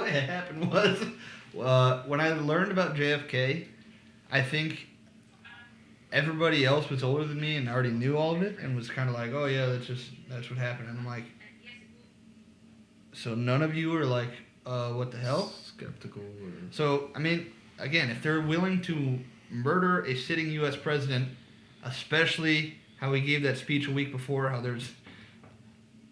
We'll have to look that up too, because we've wanted to talk about that before. That is eerie. I mean, I could go deep into JFK. This is the video. I'm not going to be able to show it for people, but I'll play the audio. This is what he's talking about. That's eerie enough. Well, what's going on here? I'm sorry. This is a cluster. I've been sitting here on my phone, like, trying to find it. It's hard to find. That's weird. Shocker. Mm. Oh, come on. We got an ad for a Philly cheesesteak. Doesn't look bad. Our exposure sites still, will they be put back in place to be listed once we are reopening? Because they're not at the moment. We will be looking at what contact tracing looks like in the New World Order. Yes, it will be pubs and clubs and other things if we have a positive case there. Our response may be different if we know that people are fully vaccinated. So we're working through a number of those. I like how she just completely played that just glazed over. It's like, what did you say? New World Order. Yup. Yeah, it was kind of like, I'm sorry, what? The fact that people aren't talking about that is terrifying. The thing is, it's such a phrase, because I don't know. I talked about last week where I tried to look at, like, is that really what someone... I've just never heard that phrase as anything other than the New World Order. Like, it's just not like a common phrase that, like, that's not what she meant. in that context, why would you say that if For you sure. don't mean that? For sure. That's the Please context. have Jim Psaki explain what she meant by that. Yeah, we'll be tracking people, and we'll see what that looks like. And it's like, huh? Could you explain what you meant by New World Order? I just picture that meme of the dog that like sits up and is like. Please, somebody ask that question, bro. The thing about that is, like, other countries, like Australia, for example, they'll straight up like tell you that. But I think America is doing the same thing, but they just don't tell you that they're doing it, because like they're watching everything that we do online, everything. They have to be. There's no way that they're not. And they're like, you're not going to hear Joe Biden come out and say that. I feel like, but I mean, Not on purpose. Yeah, not on purpose, but That's right. Well, did she say that on purpose, or did? I don't know. It almost like she seemed pretty confident watching. Yeah, that. it didn't seem like a slip up. I used to kind of laugh because something John always said for years when we did like our old podcast. Me, Corey, and John used to sit in the bed of my truck outside with like using the microphone on my phone. Like we'd just set my phone out and there was some app you could like podcast. It would get like 4 to 6 listeners at a time. Like it was live and we're like, oh, this is sick. But no, we used to talk about this. Do you think those dudes saw episode 1 came out and they're like, they're back? Somebody's like, I know that voice. Yeah, now we're like tripling that number. We're up to like 24 now. Yeah, when do we start seeing some money off that?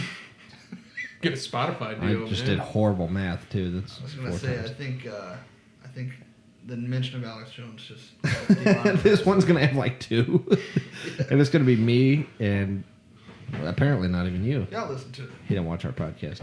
I watched episode 2. I don't watch the ones I'm on. Anyway, I don't want to get too. I'm agreeing with Okay. you. Well, you just called me out and then you're like, yeah, you're right. Did I say I don't watch the ones I'm on? Yes. As if there's any going on without me. Whatever. I don't watch it either.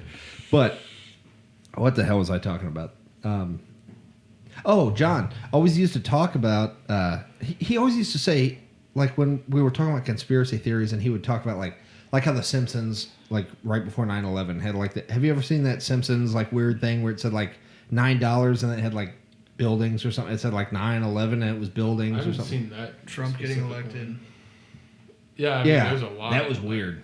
That was eerie. That was a long time ago. Exact. Like Yeah, going down like Yeah. the same scene. Oh god!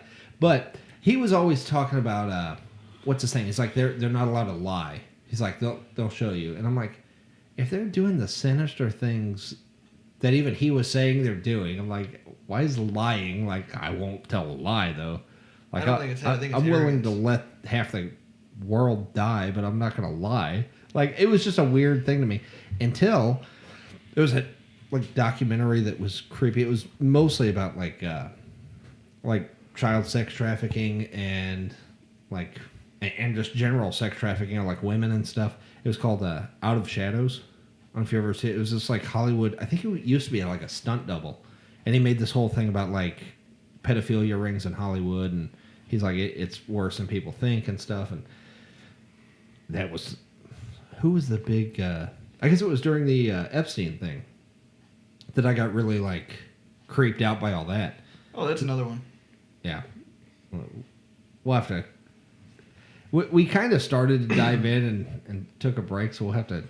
I'm willing to dive into There's it, plenty of content. but no. In this thing, he talked about how he mentioned the Bohemian Grove thing and all of that, like that New World Order, Illuminati stuff like that, and again, I do take all that with a grain of salt. I'm like, it sounds a little crazy. Well, it sounds super crazy, but it's like crazy. I might be real, you know. But when he was talking about, I guess it's like an Illuminati or like Church of Satan rule or something that it's almost like in their code that you have to reveal to people, I guess, who you are, that you're a part of it or something. It's like a calling card. And that's why, like, the whole triangle thing, that's supposedly why people do that, because they're telling you. And like you said, it's almost like a game. It's like, see how much you can get away with. So, again, I don't know how much of that is true. I'm not in the Church of Satan or in the Illuminati, so I don't know. But it made sense. He was always just like, you can't lie, and I'm like, based on what? Like, why? Who can't lie? Like, what? But this guy was basically explained it as one of the rules is you can't, almost like Christians, like you can't be ashamed of it. Like you have to, this is who I am, this is what I do. And that kind of, I was like, that's put in a way that makes more sense than John saying, I heard him say a dozen times. Remember, he always used it. Yeah. You can't lie about it. They have to tell you. That's Eddie Bravo's thing, too. Who's telling you they have to tell you? Like, it just didn't make sense until this guy explained it as that is part of their belief system, is don't be ashamed of it. You have to put yourself out there and be proud of it. And then it was kind of like, okay, that's creepy. It's kind of like Al-Qaeda and stuff. Like, they don't want to hide. They want you to be like, yeah, we did that. Like, yeah, take credit, basically. But Pick up back on when you were talking about Hollywood pedophilia. You guys know who Corey Feldman is? yeah. the name sounds familiar at all. What was he on? Goonies, I think. Oh, he was in Goonies, yeah. Was it Mikey or something on there? I don't remember exactly. I just think it's not funny, but ridiculous how he can literally come out with this whole entire story about Hollywood pedophilia. His best friend literally killed himself because they were both like molested as children in Hollywood, and nobody gave a shit. It is so weird because he's And it's in the same sad. boat. He gets like dismissed as like Crazy. whatever. And it's Yeah. like, He's literally telling his personal story of what happened to him and his best friend, and completely dismissed. that one always will confuse me that that's not something people are willing to look into, because like we had the Me Too thing and Believe All Women, and I'm like, but if it's kids, we're just gonna like, that's bullshit. Literally. Like, well, it's Like, his best friend didn't just kill himself for no reason. Like, he was clearly making money. He was in movies. People aren't just saying this shit for no reason. Right. Like, exactly. Nobody. like, what?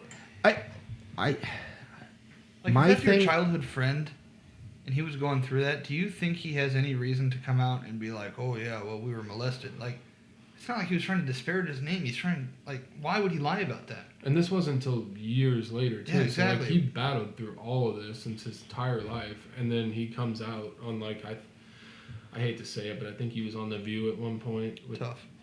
And, but he told his story, and nobody gave a shit. To your point, I didn't even know what you were talking about before this. So with every conspiracy theory, I always go back to like why, like what is the purpose for the lie? And I, of course, it's not conspiracy theory if there's not a reason. Like everyone's like, oh, so that they can do this. Like they did this so they can do this. But that's just one. I'm like, who on this planet has a single thing to gain by saying that there's like a pedophilia ring in Hollywood? Like, who's that good for? You know what I mean? Like, what is the purpose of saying that if there's not some truth to it? And again, the fact, I'm not saying that it's not true. There's obviously been cases where it wasn't, but like the Believe All Women thing and the Me Too and stuff like that. I'm like, the fact that like I don't even want to say woke, because this is another thing that kind of like we were talking about last week, that kind of you get hung up on. Like it, I guess it's kind of like COVID, where it just becomes a political thing, to where it's like this side versus that side, and it's like, would either one of you, if you found out someone was either raping or doing anything inappropriate to a woman, would you not want to Yes. take care of business? Right. So it's like the fact that it gets spun as if like certain people don't care. Like, I can promise you, if there's one demographic that does care, it's the guys who are doing what they do to protect women and their families and stuff. So why things get spun into a political thing, I don't understand. But the fact that, so I guess what I was going to say is for whatever reason, I almost have like the urge to say like the woke thing, the whole Believe All Women, which I don't know why that's a political, it got spun into one, but I don't know why. But the fact that is like the cultural thing to do, and that was this huge movement. But then if it's kids, it's just, nah. It's like, why? And I not defaming anybody, but I know like some of the rumors were like about Tom Cruise, and it's like, or not Tom Cruise, Tom Hanks. I'm worried about defaming somebody, and I even picked the wrong person. Like the rumors about Tom Hanks. Yeah, Tom Cruise is a good guy. He's not weird at all. Isn't he in that Scientology bullshit? Yeah, it's like his He's thing. being sarcastic.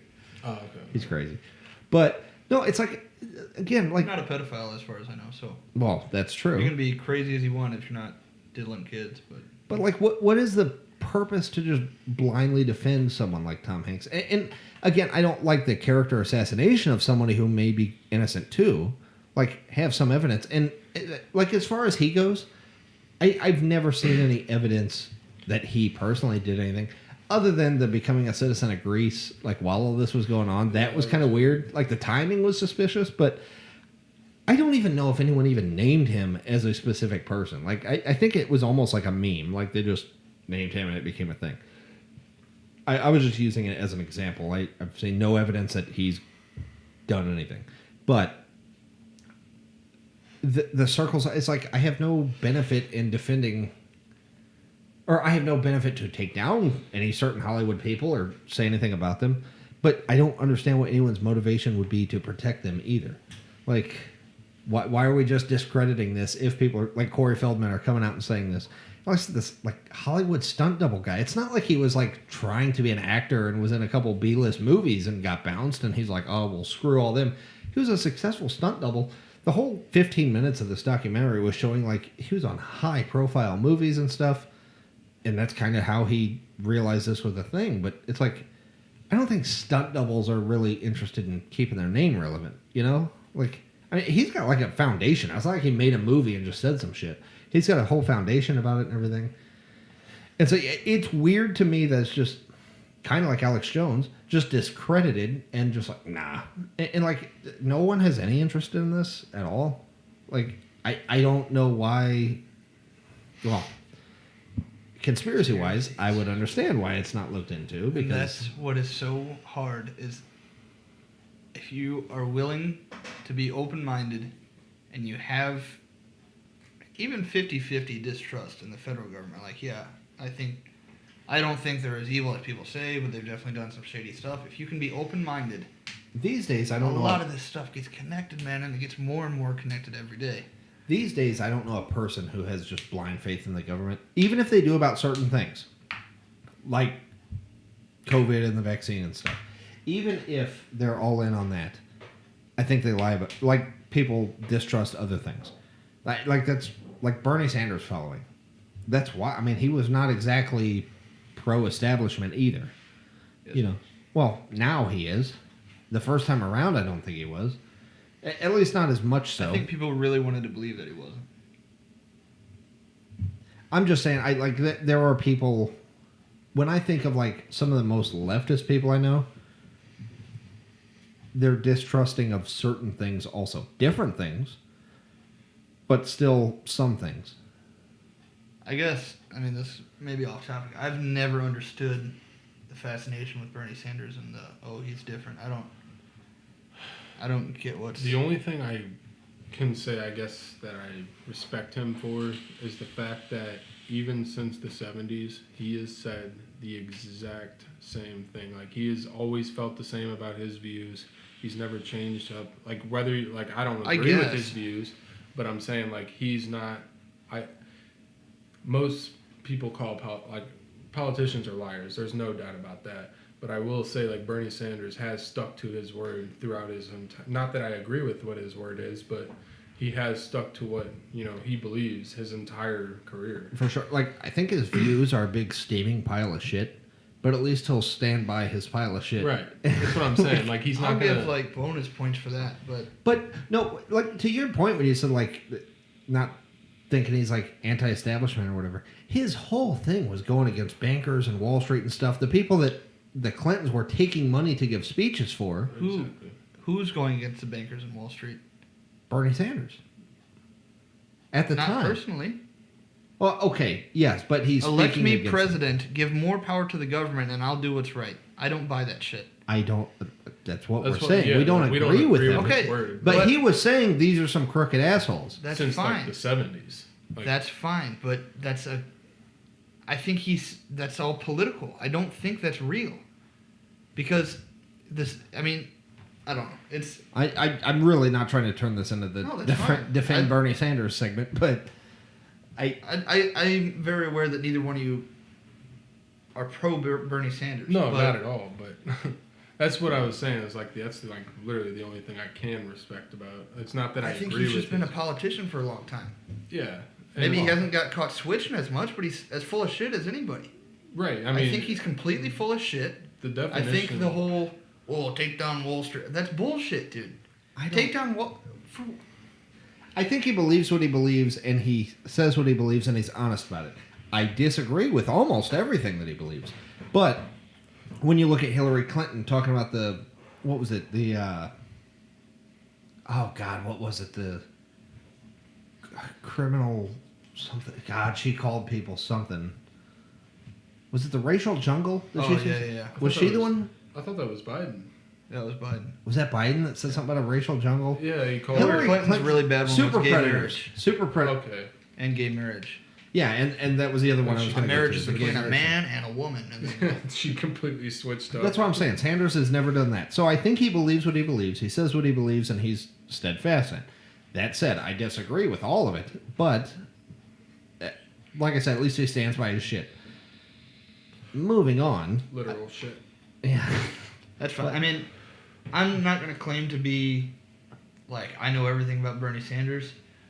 I think anybody who is, the government needs more power, give me power and I'll do what's right, I think you're full of shit. I disagree with you.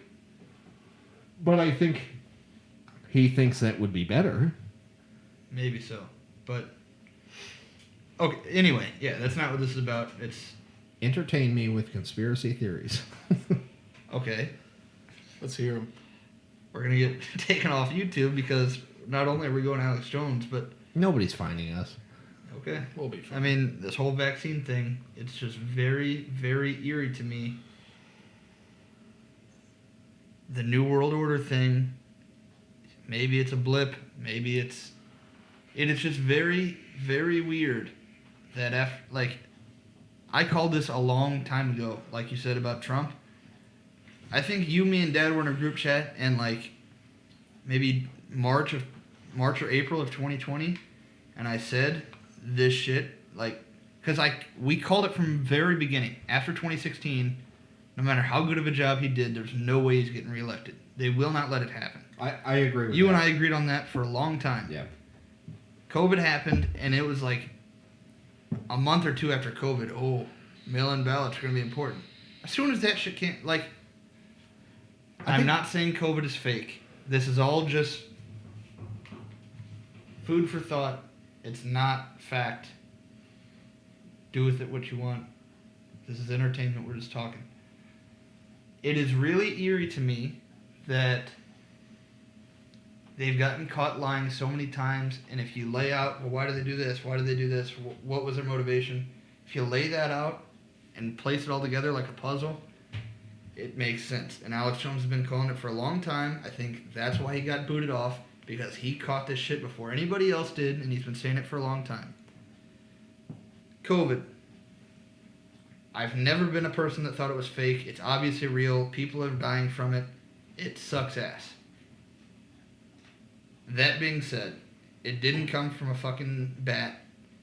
I think it's pretty universally accepted now that was created in a lab. I think that's the majority accepted belief now. Like I don't even I think some people still maybe think that, but I think they're in the minority now. Created in a lab.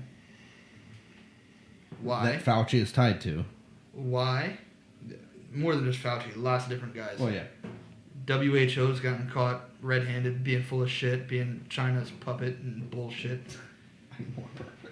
Yeah. Apple juice is Alex Jones calls it. Need some more apple juice. Did he? Yeah, because he's like, I'm not drinking, I'm not drunk, it's apple juice. But, okay, you got COVID, turns out that shit was made in the lab.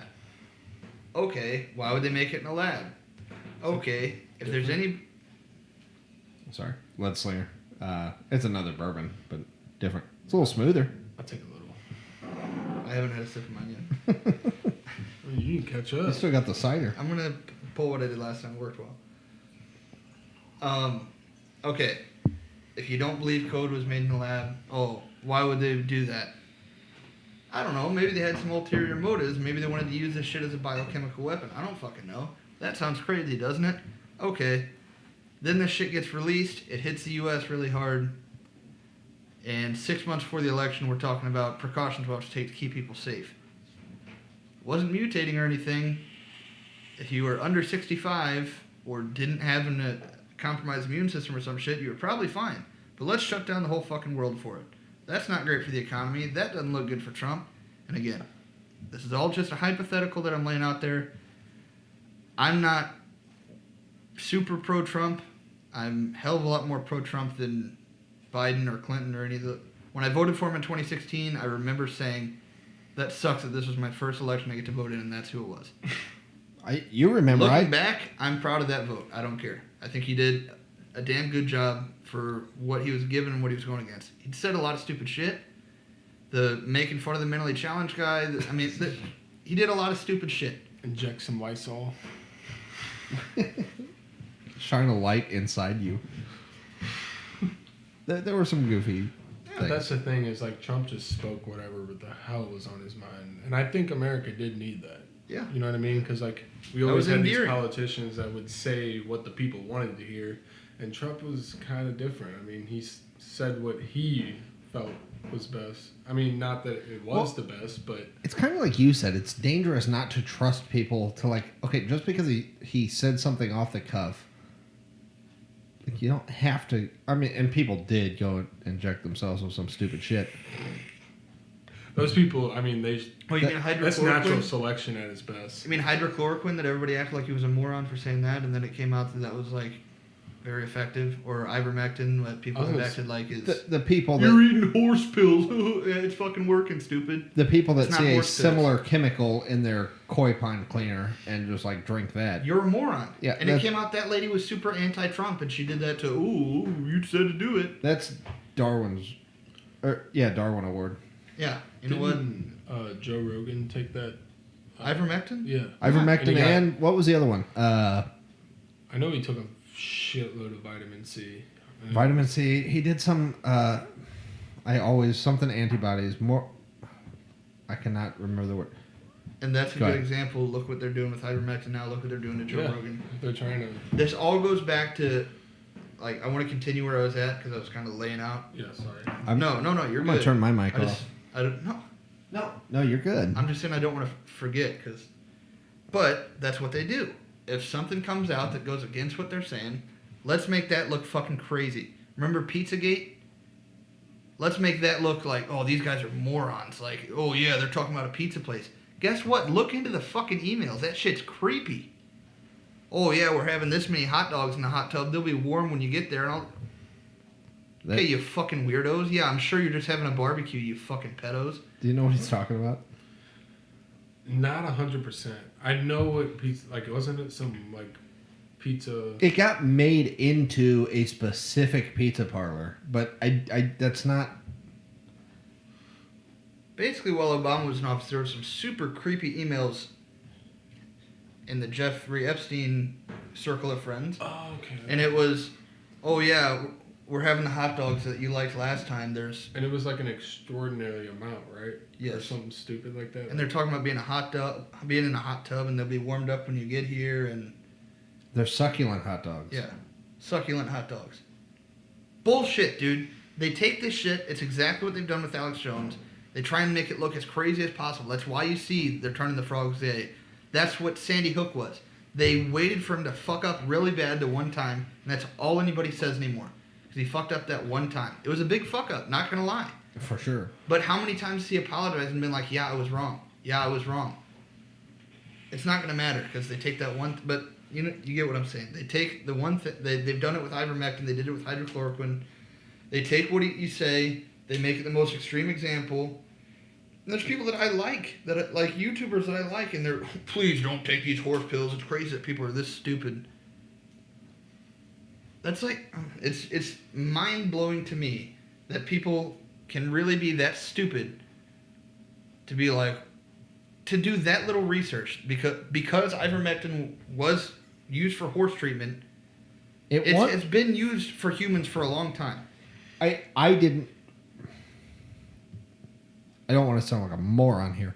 I didn't research this myself. I know for sure that it won a Nobel Prize as a medicine. Someone said as an antiviral, because I know it's like an anti-parasite or something too, which is why they use it for worms. But one thing said it was also an antiviral. In that case, there's no reason. Coronavirus. Virus. Yes. In that context. But regardless, it won a Nobel Prize for use in humans. I understand that the coronavirus is not a parasite, but I think it also works as a antiviral as well. At least that's what I saw. It's just another that part example I saw. Of ripping headlines and the memes of Joe Rogan with a horse body and all this shit. Whatever. That's what killed. I can laugh at memes. Like, yeah, it's the funny. memes are funny, but people take these memes and they're like, "Yeah, look how stupid these people are." You're stupid. You're an idiot and you're ignorant. Like, I'm sorry. It really pisses me off because, like I said, when I'm laying this whole thing out, it's, to me, seems so transparent if you're just willing to have a fucking open mind. But nobody wants to do that because, God forbid, you question what they're fucking spoon feed you. So, okay, COVID, Trump, we all saw it coming. If you didn't, you're blind as shit. We all saw the mail-in voting thing. You can say whatever you want about that election. I don't know. We'll never know because that's never going to come out. You can believe that shit went down however you wanted. If you don't think that COVID negatively affected Trump in more ways than one. For sure. And part of me, sometimes I play the game you're doing, like, hypothetically. Say you wanted, like, the perfect mastermind plan. I really don't know who would even have... Like, that's the thing. I don't trust that these people would have had the foresight to even see all the steps carried out. For example, yeah, it wrecked the economy. It made people scared. It kind of gave way for them. It wrecked the best economy of all time. Yes. And so, like, there's the obvious ones. But there's some of the, like, little asides that it also helped them. Like, there's no... Like, some of it's, like, too perfect for anyone to have even planned. For example, it gave Biden the perfect excuse to just hide in his basement and not say anything. He's like, oh, because of the virus, I'm not going out and doing rallies. Like, it just gave him the chance to go hide in the basement. You don't think they called that? You don't think that was part of it? I don't know. I don't. Was he even the nominee when it's? Oh, well, yeah, they picked that in 19, didn't they?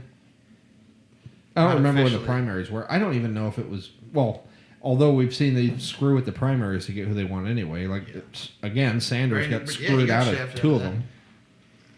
But, okay. Again, I mean, it's so eerie. It's so eerie. Like, that's one of the things that people talk about. If you're talking about the New World Order, they're not stupid. There are a lot of things, but they're very smart people, and they have a lot of power. I mean, that's one of the things you have to accept. What New World Order, whatever the hell you want to call it. Somebody's pulling strings, and I think a lot of people believe that too. I mean... What creeps me out the most about it is I really don't even know who would be at the top. Like who are the people pulling strings? I don't even think it's Biden. The reason we don't know. Of course it's not Biden. No. That's the whole idea. There was a money. It was a montage of the times he was saying things like, I'm not supposed to take any questions. They want me to do this. Like, what was the thing he told Nancy? He's like, I'll take questions if that's whatever you want me to do, Nance. But, like, there's all the things where I'm not supposed to do this. I'm going to get in trouble if I do this.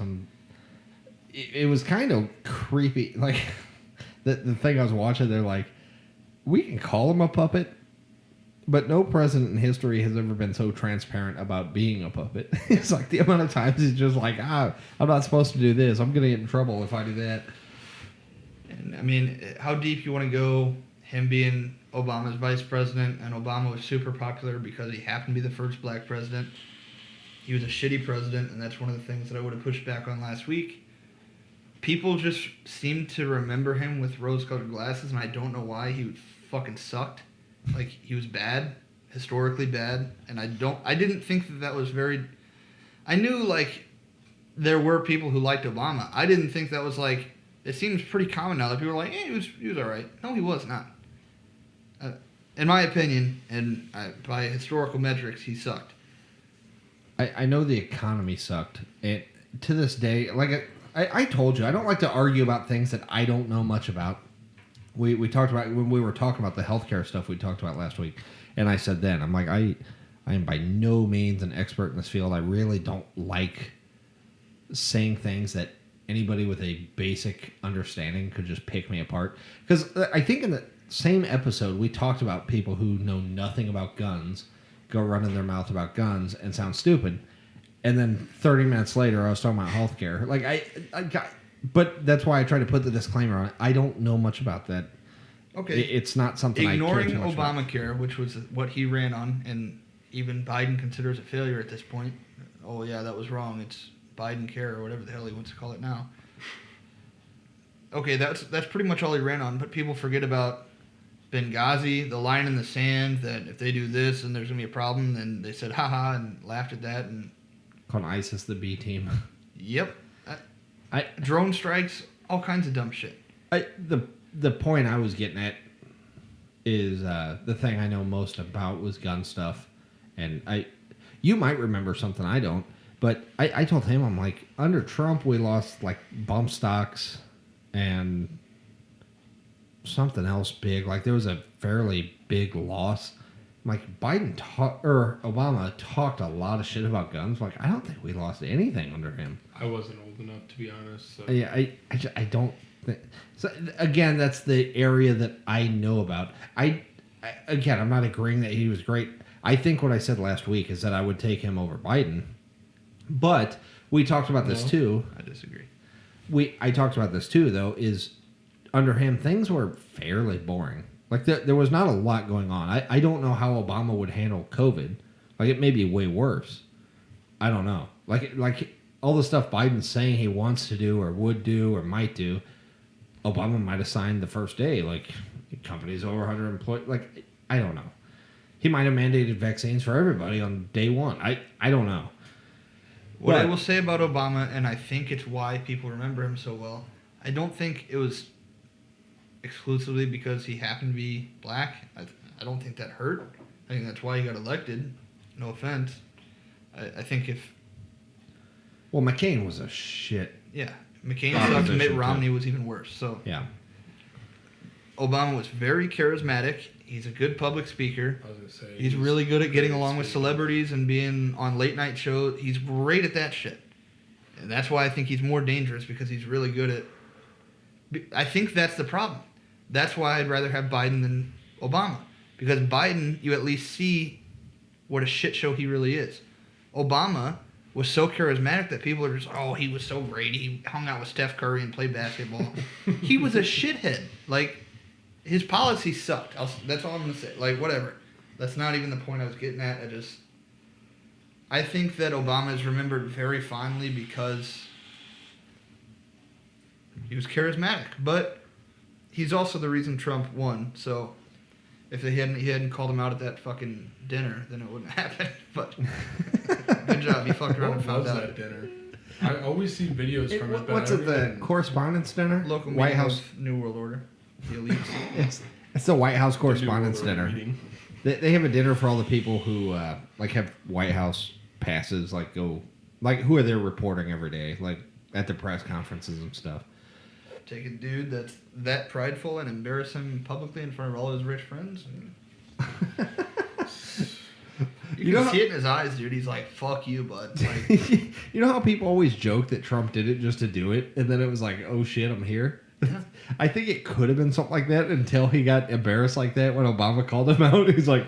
No, I think it was still like that. I think he was like, fine, I'll do it then. And then, throughout the campaign, I think Trump was still like, what the fuck? Like that whole thing with Ben Carson, when at the debates or whatever, and they're both standing there awkwardly. I think Trump is standing there with fucking Ben Carson, and they're both awkwardly don't know to go out or not, because Ben Carson didn't hear his name called or something, so he's still standing there, and then they called Trump, and he's like, hey, what are you doing? He didn't want to be rude. He's like, go. And Carson's it's like you were before me. And then Jeb Bush gets called out, and they're both just like, okay. I think a lot of that, like, you can see it in Trump's eyes at one point, like, yo, what the hell's going on? Have you seen the video he's talking about where they're trying to walk out? It was I'm like, missing out on so much. is that a Republican debate primary debate? And it was like when there was still a whole field of people, and they were calling the names. That was so fun. And Carson was supposed to walk out before Trump, and they said like they were clapping for somebody, and they're like, where it was from Ben Carson, and he I guess didn't hear it. So like they show him, they're supposed to have a shot. A tunnel about to come out. So it's like a tunnel coming from like the green room back to like on stage, and so he's standing there like he's still waiting, and he's like. And, like, he's on camera, because the camera guy's like, you're supposed to be walking out. Well, then they're like, from New York, businessman Donald Trump. And he's waiting for Carson. Or, he comes out of the tunnel, but he didn't want to be rude to Ben Carson. He comes out, but he's like, go ahead. Like, they're both standing there. Well, then they call Jeb Bush, and he, like, pushes past both of them. He's got this, like, idiots, and he waves to people.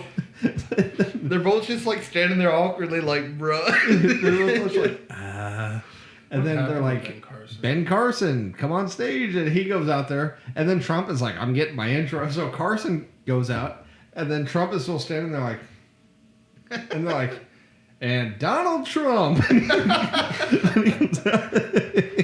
It was a shit show. Talk about things that were like embarrassing. Then it was like you watch it. It's like, oh my God. It was a good time. It was funny. But those 2016 Republican primaries were the best shits of all time. Jeb Bush was very cringy. Trump just roasting motherfuckers on stage. I swear, when you go back and watch like YouTube videos like Trump's most savage moments, the best ones were against other Republicans. Oh yeah. I mean, he ruined it. Marco Rubio got destroyed. I mean, there's a couple people got their careers ruined in primaries. Jeb Bush. He got torched. Who was it that Tulsi Gabbard destroyed on the Democrats? Kamala Harris. That's why Kamala wasn't really a presidential candidate anymore. Yeah, she pretty much dropped out after that. She's an African American. I thought she was Indian. Oh, or Jamaican or something, right? Isn't that why Biden picked her? What was it? Is it the Michael Scott quote? Like, I'm 1/5 something. Like, that fraction doesn't make sense. And it's like bad. It's like Didn't Elizabeth Warren get caught because she like claimed that she was Native American? Yeah, or something. Yeah, and then after 23andMe, like 97.6% of the U.S. is more Cherokee than she is.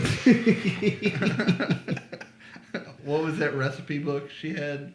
Like Pawpaw or Peepaw's famous chili or some shit. Oh my God. Yeah, she put like out like they're a recipe cringy book. too. Yeah, it was bad. Oh, I think I'm gonna crack me open a beer. It's like, oh, one of us. Oh, it's all so bad. And then the most awkward beer drink of all time. And then Andrew Yang with the whipped cream jerking it in his mouth. Oh my God. You didn't see that? It was like whipped cream, and they were like spraying it in each other's mouth, and dudes would like get on their knees. People would get on their knees, and he's like, and like even his staffers are like, dude, stop. Yeah. I did not see that. Politicians are so cringe if you just put video on them. Like, It's so funny. it's so How did good. you guys feel about Andrew Yang? As besides that, because I didn't even know that. I think when he started, I didn't think it would work, but like you guys said about Bernie Sanders. I believe that he thought that was the best way to help the country, and I thought he was sincere. Since then, after I think they got to him. I don't think he at least was a conniving fuck like the rest of them too. Like he seems like a good guy who just has different opinions. Right. Yeah, because they asked him, he's like, I'm not super Democrat, just no Republicans would let me run on universal income. I think it was really cool the fact that he dropped out solely because he didn't want to take any more money from his supporters. Yeah. Yeah. Like, what politician would ever fucking do that? Ever. And what sucks is that like the elite people are basically like, if you're not willing to do that, you don't belong here anyway. Right. You know what I mean? Like, you got to be cutthroat. Tulsi Gabbard, she's a badass dude. Mm-hmm. And I swear, like, I know people have talked about, like, how, like, okay, like, what's next? Like, God, I cannot imagine Biden even trying to get reelected. Like, do you think he will? I mean, That's the thing. It's like once people get to that position, even Still if 3 years even if ago, you bro. go in thinking, I'm not going to do this. Like he may have gone in thinking like I'm only going to do one. But once you're president of the United States, you really think you're just like, I don't need to do that again. No, yeah, you Like, want to I keep think going. he might. You're going to try to do it again. He should. He can't think this is going well. You can't think it's going well. And I don't know. It's like you can't just use his age because people point out age. It's like he seems 10 years older than he is. That's the yeah. He's I so. I How old saw a is he? thing recently. I know it's been a thing for a while, but it was like, it's really funny that like the universal age that we consider like, hey, maybe you're starting to lose your faculties and you shouldn't be in the workforce. Like, aren't you anymore, kinda is, old for this 65, job? And that's like the average president's age is like 68. It's like, huh, It's like He's 78. 78? He's almost 80, dude. Dude, even if he I thought he was... was 106. Even He looks good. he looks like... You know in the Goonies when they He go doesn't on... look bad for a dude that's been dead for 3 months. You know in the Goonies when they go on the pirate ship and he finds One-Eyed Willie, Yeah. like with his treasure? It's bad. But, no, so anyway, looking at, like, who's next, it's like, what on either side? Like, it seems like Trump's running again. If he declares that he's running, all of a sudden, like, all the rules change for what he can collect and stuff, but he keeps talking about, like, I think people are going to be really excited. And part of me is just like, come on. Like, I just, it's like, it feels like a really shitty era of American politics. Like you said, the first time, it's like, I don't want to have to vote for this guy. I didn't get to say that, but I told you and Dad, before I voted in 2016, I sat in my truck for like 10 minutes. Like, I was at the polling place, I just sat there, and I'm like, is this really, like you said, like what we're down to? This is what we got? And there was Gary Johnson, the Libertarian, and I obviously knew he wasn't going to win. But part of me was just like, just to send the message, stop sending shitheads, I will not vote for them. You know what I mean? Like, just a principled, if he could break 5%.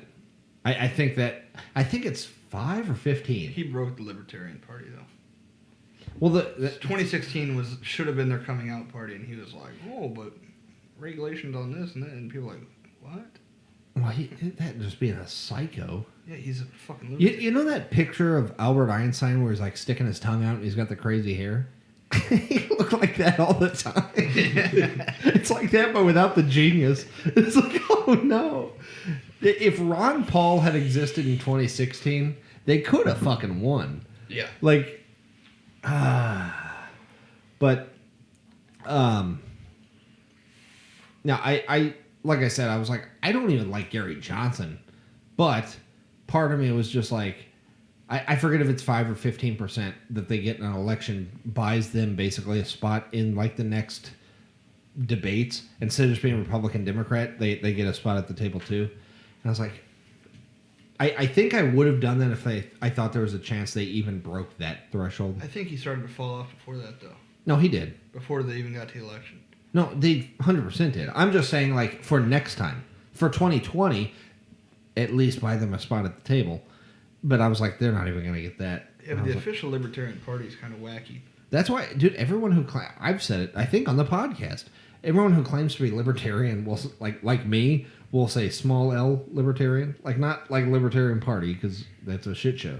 Who was the one who ran in 2020? Joe Jorgensen. Yeah, Joe Jorgensen or whatever. She really Sucked.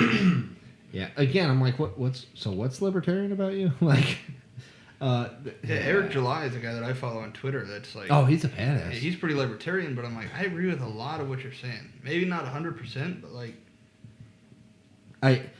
What I was getting at talking about Tulsi Gabbard, I'm like, if somebody ran who was like,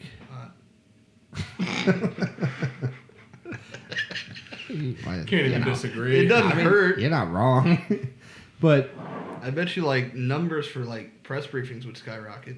I think she even said I'm obviously joking. I don't want to be disrespectful. I really do think she's a good candidate. That's just it's not bad on the eyes. and very good looking. Yeah. But And a badass too, to boot. I was gonna say for a politician, but kind of just in general. No, I think she's even said she would consider basically running as a vice president to a Republican or Libertarian. Like, basically, if you mix, like, here's a Democrat vice president and a Republican president or something like that, I'm like, that would be pretty kick-ass. And I think you could, if it was basically just people who were sensible on both sides and didn't buy into all the bullshit, and you would like to think that would do well, but since Biden's been in office, I'm like, I don't even know that it would. Like, she's a Democrat, and I was like, I would vote for her for president because I think she would have a chance to win, and she seems to kind of get the things that are important, at least. She loves America. Yeah, that's. I really almost It's sad think that has to be like a criteria for. Yeah, I'd vote for you. I almost think some kind of military service should be a prerequisite. I don't like changing things. I don't know. I'm torn on that because on the one hand, it's like I think the best person for the job should do the job, and if we're in a time where we don't necessarily need a military president, so be it. But right now, you can tell sure as shit Joe Biden's never served, and that. Are you sure? Hunter has. I heard. But You fucking crackhead. oh god. Jesus Christ. But and then like one of the slams people always use about Trump, like, oh, that draft dodger. I'm like, okay, he did, but it's not like Biden served. It's not like Biden's a war hero and Trump's a draft dodger. Like Well, the thing about Trump is like his dad was rich as hell, right? Yeah. Who the hell would want to go to the military when you know you're set up already with? I don't think anyone should be able to call Trump a draft dodger who wasn't in the military themselves. Yeah, exactly. Like I personally wouldn't want to ever go to the military. I wouldn't anymore. Couldn't handle it. I know. Dude, if you're a 18-year-old kid and there's a draft and you're like, and your dad's like, hey, you don't want to do this, do you? What 18-year-old kid's gonna be like, fuck it, I'll do it? When you've been, especially if you really don't. you lived a good life. You don't believe in what you're fighting for. Why would you? Which is again when that's why I What don't. draft was that for? Vietnam? Couldn't. Is he old Is he enough? that old? Maybe. I guess that makes Trump's sense. about the same age I guess as the Biden. later years isn't of Vietnam, that would have He's made sense. 74. Okay, then yeah, that. Yeah, later yeah, years of probably. Vietnam. If it was later into Vietnam, 75. So yeah, I mean, you're talking about, like you said, you're talking about someone who was born with a silver spoon in the mouth. Like, it doesn't shock me. Again, like I don't. I think that also goes back to the whole idea: if you have money, you're inherently bad, which is a joke too. No, I'm not saying that. I'm just saying no, it's I'm not not surprising. saying you're saying that. I think that's why a lot of people, oh yeah, of course, like the small loan of $1 million thing. Again, funny If that's meme, small but to you? like, were you paying attention to what actually happened? Like, in context, what he was talking about. Yeah, I mean, like 'Cause that again, was we're trying to start a business. If my dad had His dad was stupid rich. stupid amounts of money, And rather than just spoil him, he said, I'll loan you $1 million, make it happen. That was his, like, make something of yourself Yeah. money. yeah, and again, yeah, like you said, it's poor wording, especially out of context.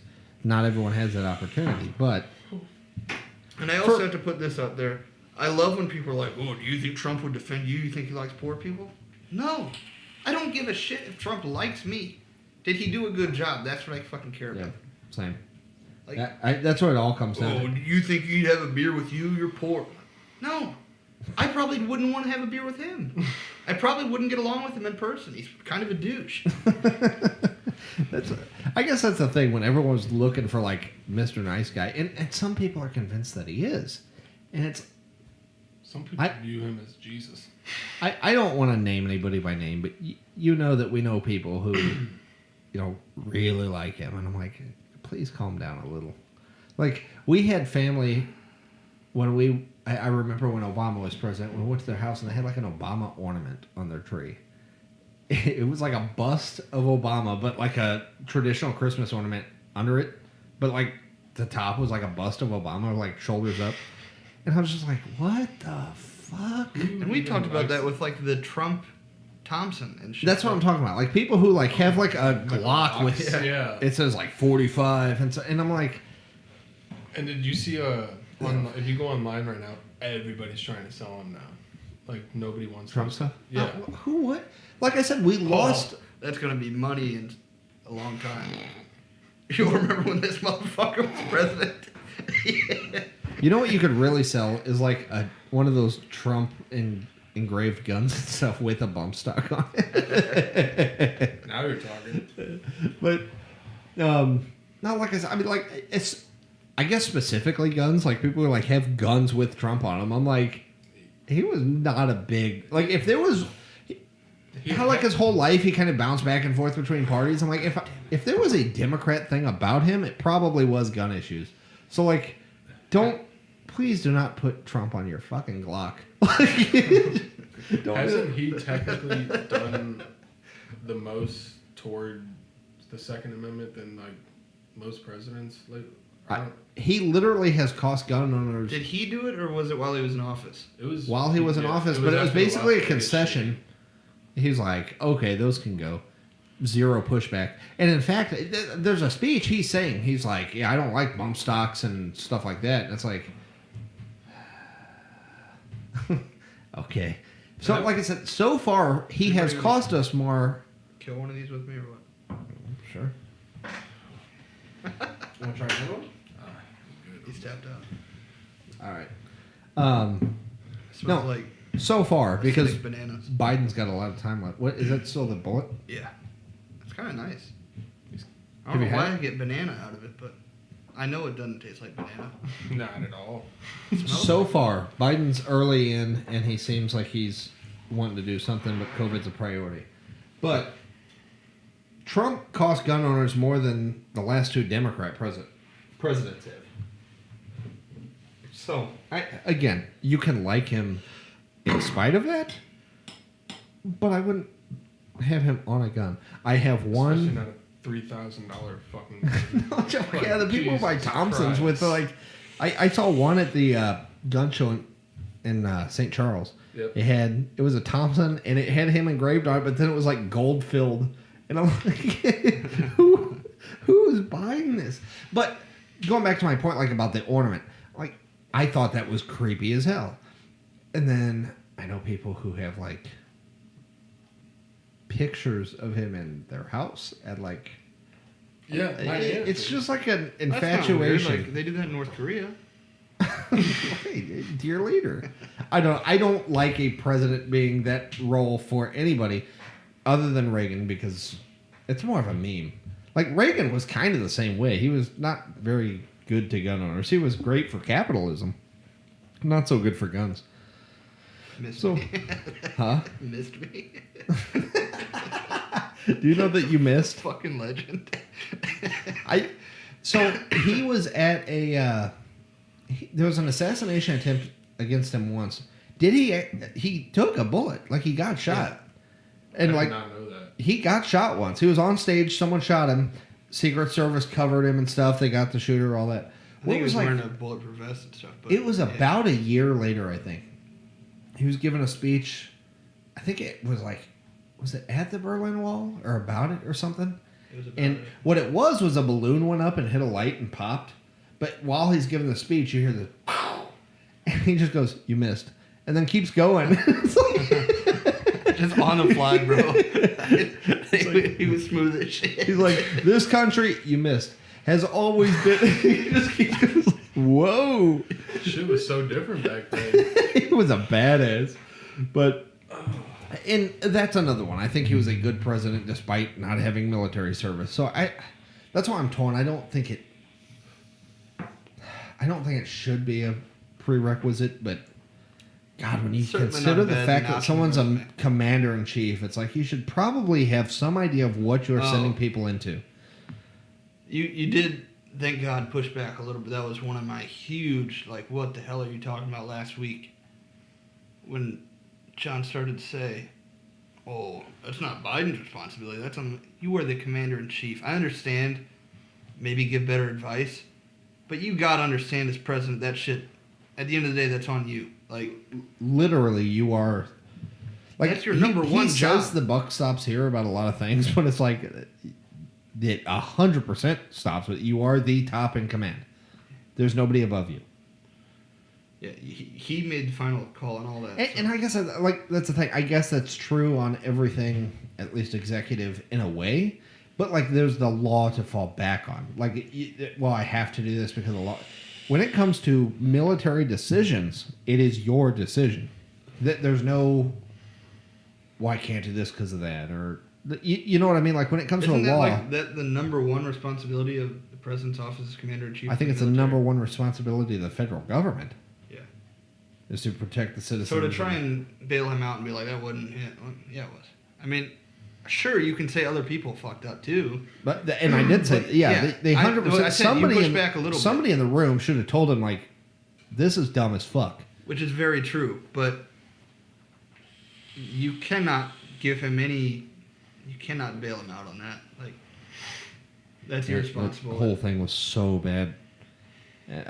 Part of me wants to say I'm surprised he hasn't resigned, but it's already old news. Nobody cares anymore. Which, that the 100 days or 100 employees or more thing, I do think that was just Dad called that. Changed the press. Yeah, it's kind of crazy how fast shit can change like that. Like, obviously no one agrees with what AOC did, but it's like she got everybody talking about her, and that's the thing. Like, I don't think that's a good thing. No, that's not what I'm saying. I'm saying, like, it's crazy how, shit like can go down in a third world country like that, and then he can come out and say this vaccine mandate thing with the 100 employees, and then all of a sudden everybody's talking about AOC. Nobody even gives a shit about the other two things anymore. Almost like a martyr situation. Like, yeah, I'm just gonna jump on the grenade and do something stupid to get people talking about something else. Right. And I mean, we could probably go on all night about AOC, but the whole squad. They make my fucking blood boil, dude. I was pleasantly surprised. I posted on Facebook, and I was being sincere. I wasn't being a smartass. I was like, if somebody thinks they can defend this, I'm listening. The dress thing. There are people saying she's primed to be like the next president, or like down the road. Yeah, she's absolutely batshit crazy. Her and Ilhan Omar and the other stupid one that looks like Kamala. I don't know. You know how people said if Trump won the election, they might leave the country? Yeah. That might be true with AOC. I don't know where I would go. Because even in our current state, I don't know a place that is better to live than here.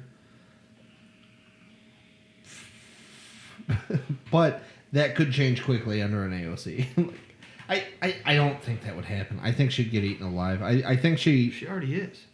Well, yeah. She's already getting exposed for being I just think it's funny how in her dress she says tax the rich, and like that's her number one thing, and she's literally hanging out with the most richest fucking people.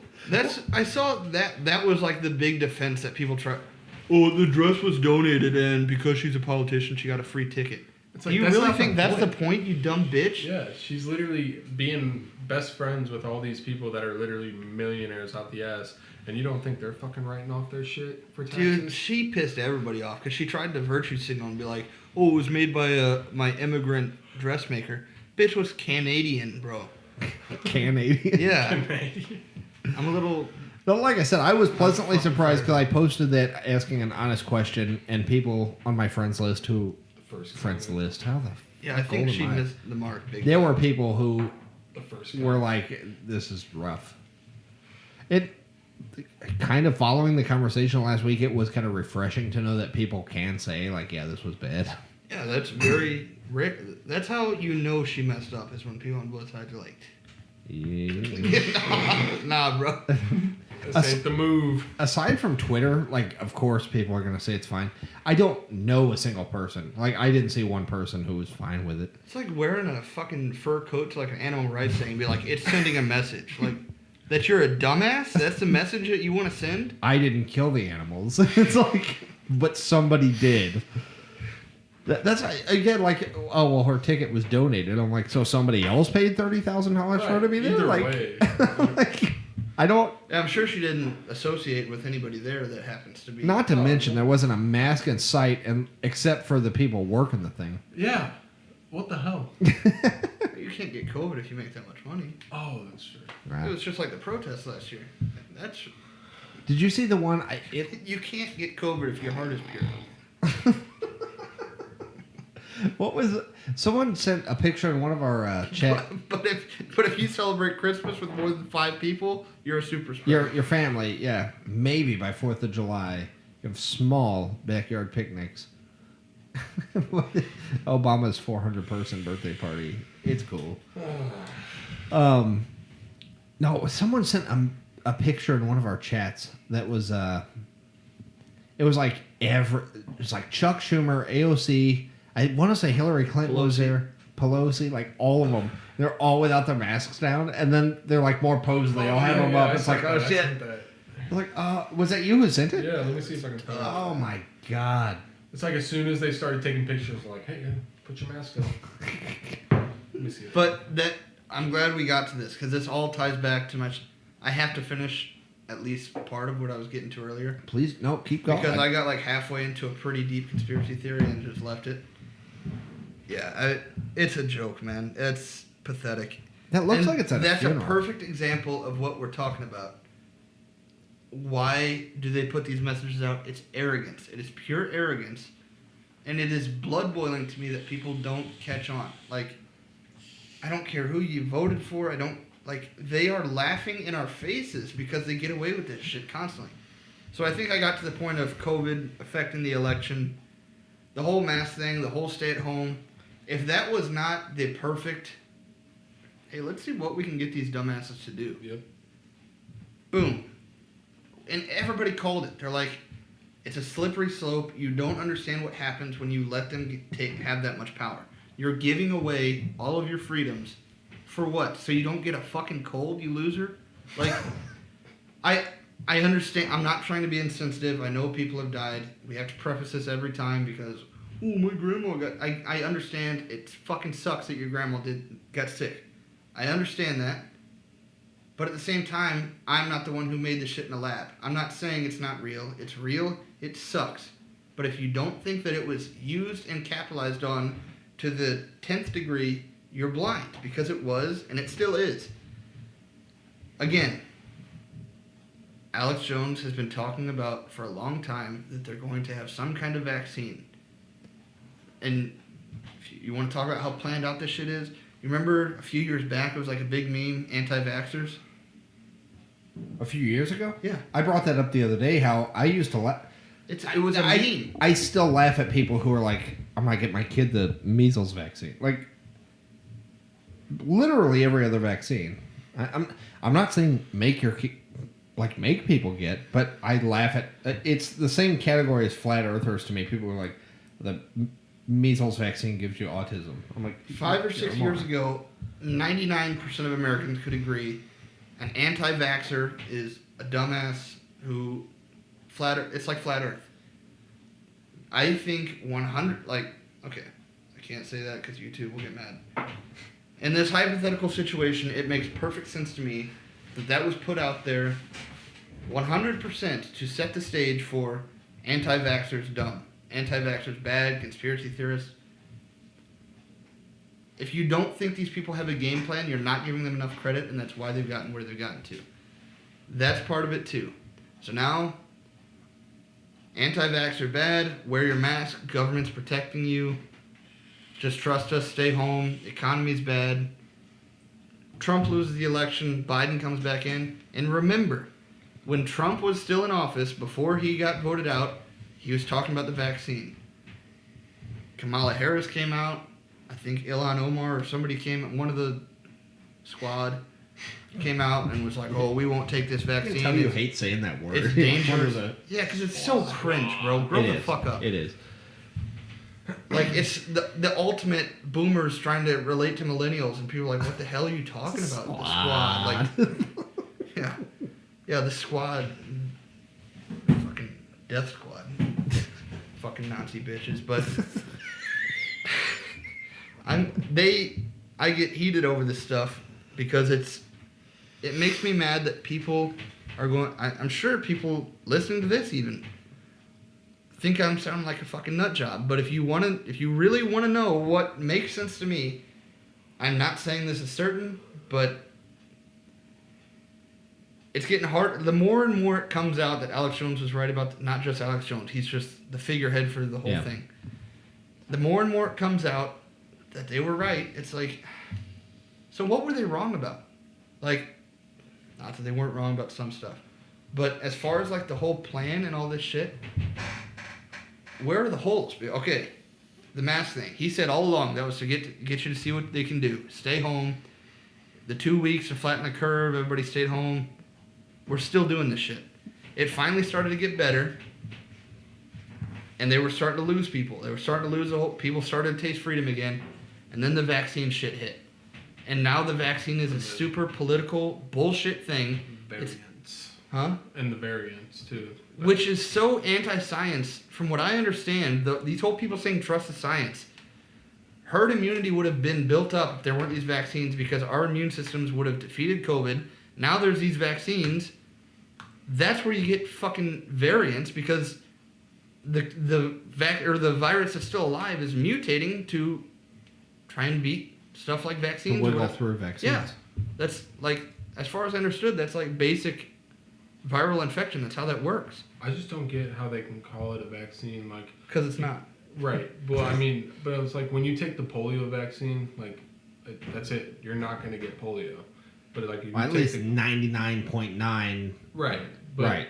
you take the COVID vaccine, look at all the breakthrough cases. They keep spouting out these numbers like 90%. That is not true. People are getting very sick that have been triple vax. I've heard it's like, I think like 47 or something. Like it's close to 50%. I'm trying to avoid that stuff. Yeah. Which one you want? You like the smooth one? I already Yeah, the smooth one for sure. Well, I'm gonna do a shot, but I'm gonna kill this before I finish this off because this is probably my last appearance. You're gonna get killed. You're gonna get suicided after this. I'm not feeling any dark thoughts, and I haven't for a while. So, if the ATF, if you find my dog on my porch down in DeSoto, you know what happened.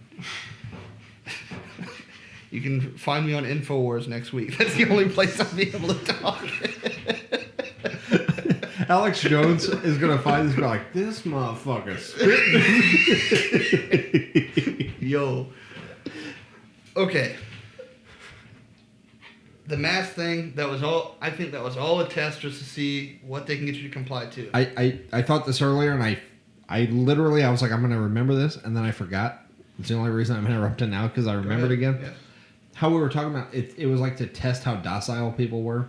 I said earlier about the gun thing, how people were like, cops wouldn't enforce that, and then they did.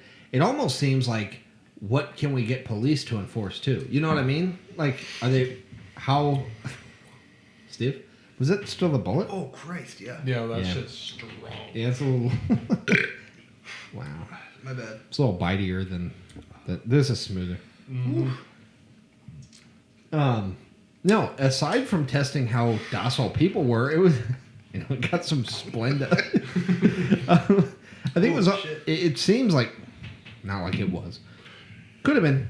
I'm not gonna... I have a horrible habit of disclaiming every fucking sentence I say. The podcast is called Unsuppressed, bro. It seems like it could... If you're listening now, you should understand. Yeah. It seems like it could have been, aside from seeing what people will do when told they have to do something, like I said earlier, how people were always, cops won't enforce like a gun thing. They won't come and get it. It's like, let's see what we can get cops to enforce too. You know, like, will they force people to do this or not? And they did, and that's kind of scary too, for the most part. But, and like I said, I said earlier, one of my best friends is a cop. I know a few cops. Our dad was... I don't mean to talk ill of them. Well, that's the thing. What I'm saying isn't really relevant to him anymore. What's scary is that it seems like the police officers who have the most integrity are the ones who refuse to do this and may leave. Again, I'm not How long have we bashing. been going? 3 hours? About 2.5. Okay.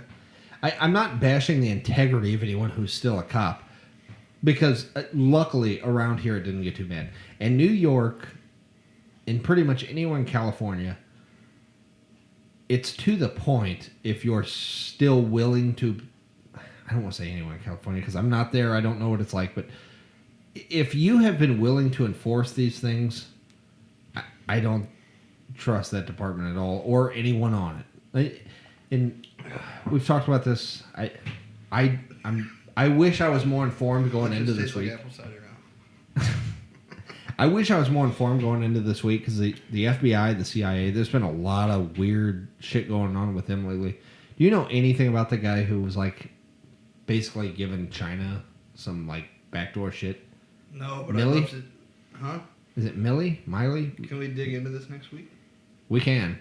Just because where we're at, I don't want to like start to because this seems like some shit that I'd like to go deep on, and I don't. Like I said, I need to research it more, but I'd like to too. basically, do you remember when Nancy Pelosi was basically going around Trump during the like, January 6th stuff and like, don't enforce this, or we need to make sure the military does this, and like basically way outside her power?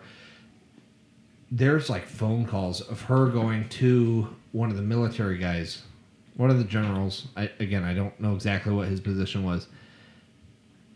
And it sounds like to some degree he was basically agreeing with her. Trump's crazy. We're going to make sure he doesn't listen. He issued something to his people. If something comes down from the top, wait to hear from me. And then was taking that information to China and saying, if you hear Trump says something crazy, don't freak out because it's coming through me first. Mm-hmm. Mm-hmm. And that's the where I was hearing this, they went through and defined the definition of treason, and they're like, it's not like Trump did try to launch a nuke at China and nobody carried it out, but the analogy they use to say you're going to buy a car and you're bringing someone to negotiate with you, like someone who's a good negotiator, and you're like, I want to pay 25. Like they're asking 30, and you're like, I want to pay 25, but I'm willing to go up to 27.5. I'm like, okay, cool. Like, what? Let's go in. And so you go and you meet the car salesman. They tell you it's 30, and you're like, I'm really hoping to closer to 25. And your friend's like, I gotta go to the bathroom real quick. And as they're walking past the salesman, they're like, we'll go up to 27.5. It's like you're taking away that leverage. Yeah. And that's essentially what this guy did. And like I said, I didn't plan to discuss it at all because I want to read more about it first. But I completely lost the point I was making. I'm so fucking frustrated because I knew where I was going with it, but what were you talking about right before that? I was just going back to the conspiracy stuff, I thought. I don't remember what the fuck. Why? Well, I think we've got enough to kind of... I was talking about cops enforcing stuff. We're talking about all the mass I remember. mandates and- So in that case, it's like that the military kind of was fucking up. That is not the boots on the ground people. It's coming from the top. And in most cases, some of these mandates, whether it be vaccine or mask or just being out of your house even with a mask, whatever it is, most of that comes from the top. And I don't like to blame the boots on the ground people.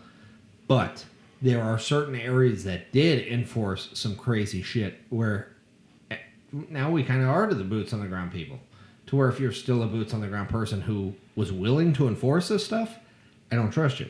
Now, like I said, that is not here. Because there was nothing here that was so egregious. Like, we got lucky where we live. There was nothing so egregious that was, if you're still a cop, I don't trust you. But there are parts of the country that are, why are you still here? Like, why are you still willing to enforce this shit? And so, like I said, it's not here. I'm not bashing anyone locally. But wrapping back to my initial point, is it did seem like with the mask stuff and the stay in your house and with the curfews and all this stuff, like the curfews for a while. Remember, it was like places have to close by 9. It was like because like COVID's more dangerous at nighttime. Like it's not sneaking up on people in the shadows at night. Like, but well, that's why the rallies were at the daytime. yes, that's true because those were safe. But it does seem like it could have, aside from seeing how docile people are and willing to listen to mandates, it seems like the same could be said for the police. What are you willing to enforce? And like yeah, people say they want to enforce this, but if their job's on the line, let's see if they will. And that could lead to who knows how many other things. And that's creepy. What's creepy, I agree with everything you just said. But that kind of gets to my end point of kind of all the conspiracy shit that I've talked about. And before I say this, I just want to like make it clear that I feel like I've said a lot of shit this episode. Halfway, I don't know that it's true. Half of me really wants to believe that things are not as bad and it's not doomsday and it's not New World Order. But at the same time, I'd be lying to myself and you guys if I didn't say it's really hard to look at this stuff with an open mind and not have some questions. It's like what's going on here? Because, and that's, I'm not saying you have to believe this. I'm not saying I'm entrenched in this and I refuse to believe anything else. I'm just saying if you're open-minded, that's all I'm at. Just be open-minded. Focus on what's, like, look back at the last 18 months. Or really, I mean, some of the stuff that's happened. Look back and just pick on these events. And please, I mean, we've talked about the whole reason for this podcast and what we're just to help people learn about stuff. I think it's important to understand history and understand what's going on around you because I think it gets really taken for granted. So that's all I'm doing. I'm just trying to. I've had these thoughts and I've wanted to talk about them. I've held up. This is really the first time I've openly talked about this stuff because I kind of told you and Dad like the Alex Jones stuff is weird to me. How hard he got deplatformed and why, and like I said, half of me really does think that like. Maybe we are in, like, the New World Order shit. So, it just makes sense. It's so weird to me that the people that we've kind of identified as villains universally, I thought, for a long time, you guys kind of touched on it last week, Big Pharma has been one of the things that I thought people were universal. Like, yeah, those guys are douchebags. To have this come out now and be like, those are the guys you need to trust. What do they have to gain? I thought that was established that they were some of the greediest sons of bitches on the earth as these pharmaceutical companies that screw people over and take away life-saving medicines and insulin. If there was one group of people who just seemed scummy, I thought that was it. And that's why it's so weird to me to see this many people so open to being pressured into doing something by the government, which I thought we'd establish. Like, I think we've established enough here. There's reasons to not completely trust them. Big Pharma, which I thought was just bad in general. And the Hollywood elites, those are the three groups that are pushing this shit on people. And it's just weird. Like, if you think getting this shot is good for you, I fully support your freedom to do so. It is scary, legitimately scary to me that people are okay with people's livelihoods and everything being taken away because they will not comply. It is scary to me to see this many people. I mean, bootlickers has been a thing for a while, and I used to like not like that term because it's like, I think for a while it was used for like people who supported police and military, and it's like, it is scary to me that people are willing to just bend over and take this and turn on their neighbors and friends and family and everybody for being open-minded and questioning this shit. I mean, if you wanted to get topical, look at Nicki Minaj right now. Never did I think I would agree with her on anything. And all she said was, if you think getting vaccinated is good for you, that's fine. But my cousin's husband had some complications with it. Just look into it before you. I'm not for mandates. I have questions. She's getting torched. If you think that's right, whether you're vaccinated or not. Are you up on that? I saw that she was like on Fox News and everything. Yeah, she got interviewed by Tucker Carlson because the whole world's turning on her.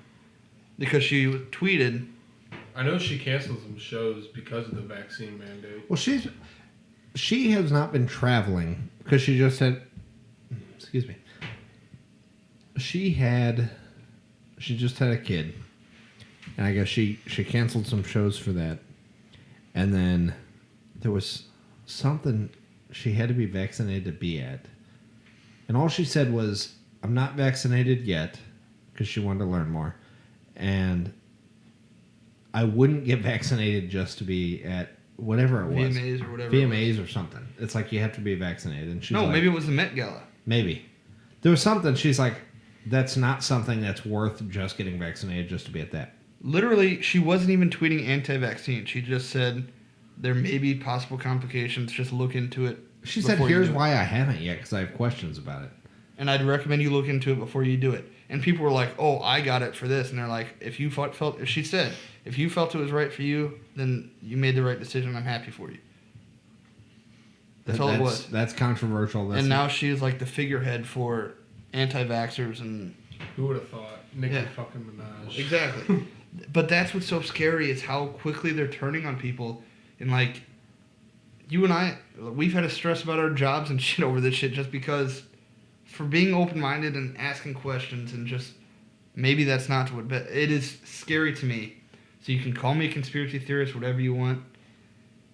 It's weird to me that this many people are willing to turn on each other over this shit. It's just weird. And you talked about last week how people can't even agree on what the flag stands for anymore and stuff. I swear to God, I saw some stuff on 9/11. People on Twitter were trying to say that January 6th was way worse than 9/11. And that shit, I cannot believe that there are really real live people out there that have the audacity to tweet shit like that. Do you remember I said when people... That's the kind of bitch that's... If anybody's getting deplatformed, you're a moron. Like, and that's how strongly I think deplatforming is stupid. I think that's one of the worst opinions I've ever seen online. And I hope to God it stays up so everyone can see what a dumbass you are. Do you remember I said when people compared Trump to Hitler, I talked about how fucking disrespectful that is to anybody. There's not many left alive, but how much that underplays the Holocaust to even fucking compare. Not even just the Holocaust, but everyone around the world that fought and died to get rid of that fucking evil. And it's the same thing. To use 9/11 as a date to try to compare,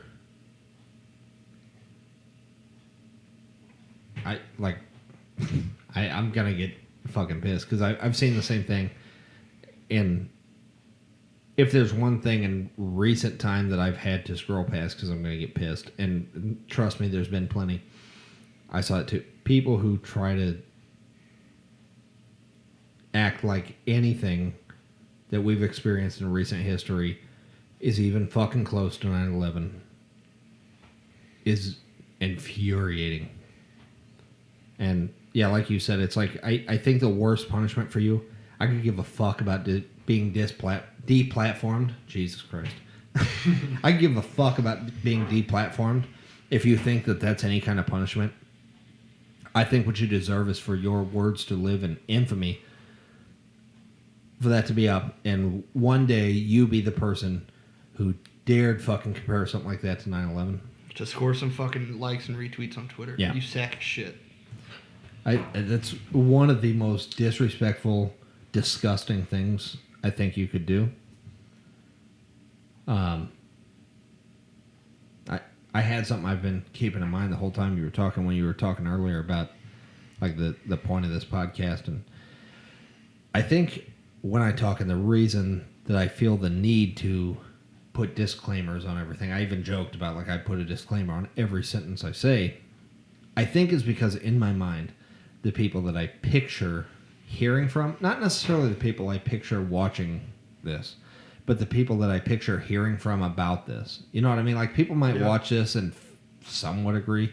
The people I picture to ever hear from in my head is people that disagree with it. And I don't want it to come off as if I'm on here like begging, like, please don't see me as a bad guy. Because if I thought that was the case, I wouldn't be putting it out there.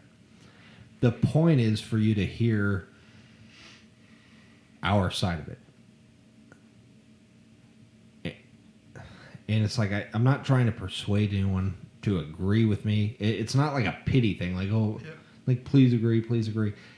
It's recognize that the things that we think and believe are out of good intentions. Are out of what... Kind of like we said about Bernie Sanders. Like, that's the thing. Like, if there was an example of someone that we so vehemently disagree with, but I can understand the nobility of you believe in what you're saying, even if I disagree with it, I believe that you believe that's what's right. That's pretty much why I'm willing to put a 3-hour segment of us just talking unsuppressed, not being careful about what we say, putting it all out there. Like, that's why, so that you can understand truly that what we believe is what we believe, and it is not hateful. It is not because we want anything other than what is best for people. I don't know what I'm... I get it. I guess... That's what sucks. I guess people... So I say people. Again, I'm going back to people who are going to disagree with this, not the people who are going to agree with this. But if this is something that you disagree with, that's kind of who I'm talking to. Is, personally, like between you and John, the amount of times that I went back and forth on whether or not we start putting this out there, whether or not it be under my business name, all this stuff. Because, like, we are putting out our most personal thoughts. And we talked about it before. The best podcasts are when you start talking and you just forget that you're recording. You just start talking. That's literally the aim, is I want to forget that the microphone is on, and I want to get to the point where we're just talking. And that's a fucking lot to be willing to let anybody see. Yeah. You know what I mean? Like it's not as if this is the Joe Rogan podcast where millions of people are seeing this the next day. But anyone can see it. It's out there, and it sounds like I'm tooting all our horns. It takes some fucking balls to be willing to let anybody in the world see your deepest thoughts. Once you get to that point where you forget the microphone's on and you're just talking. And every person who's been... I say every person. There's been 3 episodes. There's been 5 different people on here. But everyone who... Like we've been trying to line up some people for the future. People who are, potentially going to be on. Because we've talked about it before. One of the goals is to have on people who disagree with us so that they can push back. Not in a debate format, but so that we can discuss things. I want to show that we and others believe in the same things and try to figure out where we disagree, why we disagree, kind of bridge the gap, and if nothing else, see that what we believe is not because we're hateful, bad people, because we think that's what's right, and we may disagree with people, but that's not a bad thing. And every person that we've talked to about potentially being on, I've had to say, I'm like, you understand that you're willing to go in and put what you believe out in public. Like, our videos are public. And like I said, it's not like we're pulling in millions or even thousands or even hundreds yet of views. but it's there. Like I have friends who own businesses, and I'm like you have customers to consider. You understand that if you go on here, you're putting out your most personal thoughts. And especially for us who are going to be on most of these, like I said, it takes some serious balls to just be willing to put out your most personal thoughts. And I wouldn't be willing to do that unless I thought there was some good that could come of it. And I don't know, I guess as we're kind of getting close to the end of all this, where we're talking about some shit that could potentially be crazy, I would not be willing to put out video after video, 2 to 3 hours long, of here's me. And I like I said, I guess that's a disclaimer of me willing to acknowledge that it could sound fucking crazy. I wouldn't be willing to put that out to the world if I thought it was just fucking crazy. Yeah.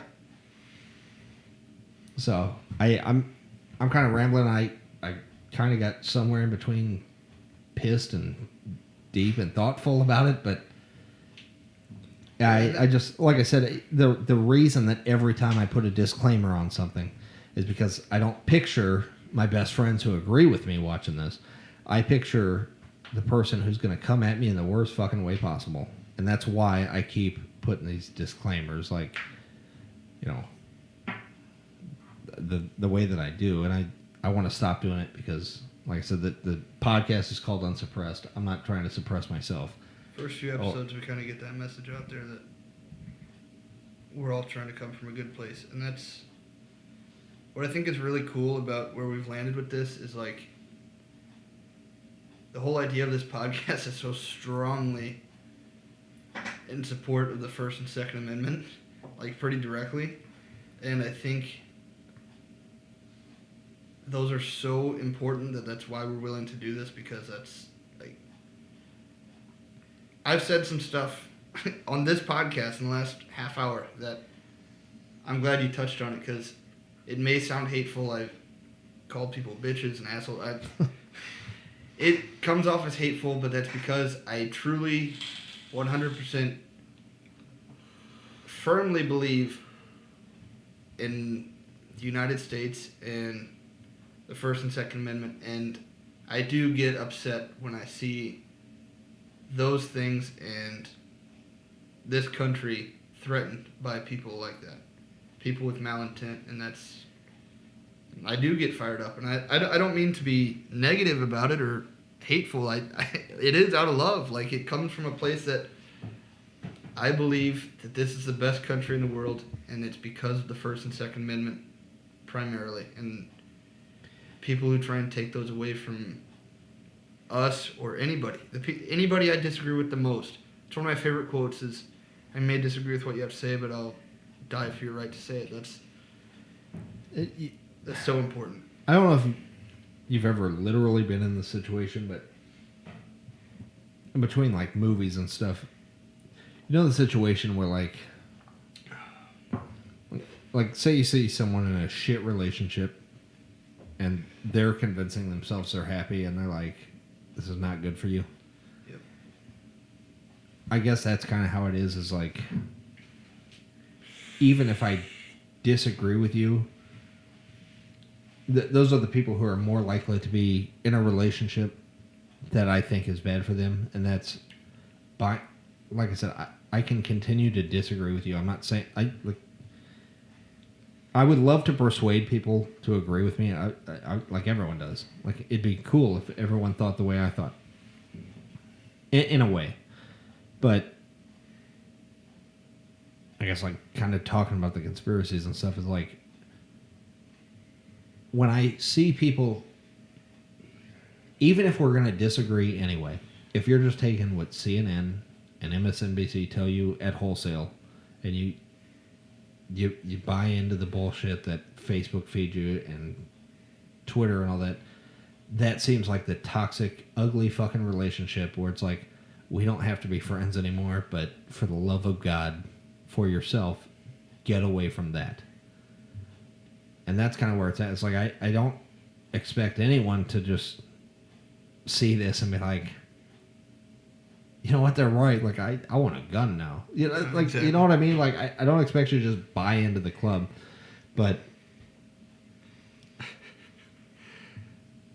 It's funny, I kind of talked to you this whole week since I've watched episode 2 that it probably wouldn't be a bad idea to get a little more lighthearted, and I think we'll get there. I just think it's very important to establish our beliefs and why we're doing this in the first place. And hopefully, like you said, have people on or have viewers. It would be awesome to have somebody come on here that disagrees with a lot of what we said, yet can be friendly and have a good conversation, and just, I think that would be awesome to just, it's all out of love. Like, as dumb as it sounds, like I said, I've called people bitches, like, I get it. it comes from, I do get emotional about it, but it comes from a place because this is like, it sucks to see people who don't realize how lucky they are to be born in America and have these rights guaranteed to them and be willing to throw them away because somebody told them to. That sucks. That's what, you don't have to agree with what we say, but at least don't take for granted what you were born with. Like, that's I guess what I was talking about earlier with like the ugly relationship. I guess a better example is one of those where like, I don't know what movie, like I can't even think of a specific example, but it's like just picture a movie where it's like, we're not friends anymore, but for the love of God, do what's good for you, and this is not it. And I guess that's where, it's, we don't have to agree, but stop buying the bullshit wholesale. It's like, I disagree with you, but I care about you. And we're kind of circling back to last week a little bit, how I was talking about, like, you know, after 9/11, people, it's not like everyone just magically had the same politics and agreed on everything. But you still cared about each other, and it just seems like such a slow deterioration of, or such a slow division of people that I don't even think people saw it happen. But like I said, in my head, I just picture like the person who disagrees with me the most watching this and seeing everything bad about it. Well, like that's why I kept saying, like, even hearing the word Alex Jones, I mean, like, dipshits, and hearing pro-gun stuff, and like we talked about last week, as if we don't care when bad things happen. And like I said, I don't want anyone to downplay the fact that we're fully aware that I don't want to go back in a full circle, but I don't want anyone to downplay the fact that we're fully aware that we're putting our deepest, most personal thoughts out available to the world. And we're willing to do that for a reason. I mean, we kind of got lucky with your business. I mean, there's a reason we drink whiskey on here. It's not easy to talk about. I know some of the words I'm fucking up too. I'm mispronouncing shit. But, like, I mean, we got lucky with your business. Like I said, like some of my friends who have businesses, I'm like, are you sure you want this out there? And with your Cardinal Tactical, it's obviously on the nose what it is. But yeah, I guess, like I said, I think there's a lot of deluded people out there who put out videos thinking people who watch this are going to agree with me. Like, the people who agree with me are going to be the ones to watch it, and therefore the people watching it will agree with me. You know what I mean? Like, I know that sounds redundant, but it's like, this is for gun people, and they're all going to agree. In my head, I picture people who disagree with me watching this. And I know I keep saying that, but I feel like it's an important thing to know about me, that's what I'm picturing. Like, when I picture someone watching this, it's someone who's going to be pissed and Like, that's why I'm doing it. Like, we're not putting these out there for people we think agree with us. We're putting it out there for people, or I am doing this knowing in my head that whoever's seeing this disagrees with me. And like I said, I'm not begging you for, like, please see me as a good guy. But understand that I know what we're putting out. Does that make sense? Yeah. Yeah, you're 100% right. So, we talked about some of the people who will jump on Facebook and they're like, yeah. For example, again, without naming any names, I posted something. I said it when I posted AOC's dress, and they brought up Jeff Bezos and the money he could have. That was infuriating. But it was like the person who disagreed with me was the person that I jumped to defend. I'm like, no. Like, this is a smart guy. And a couple of the comments were like typical liberal bullshit. And I was this close to deleting that comment because I'm like, that is not the vibe that I'm trying to put out. And I think almost to a fault sometimes, and it's like you were almost talking about with John, is like I'm almost willing to give up too much because I want to come off as fair and understanding, open-minded. And I really try to walk a line between, like I said earlier, there are some things I'm not willing to do, not willing to give up or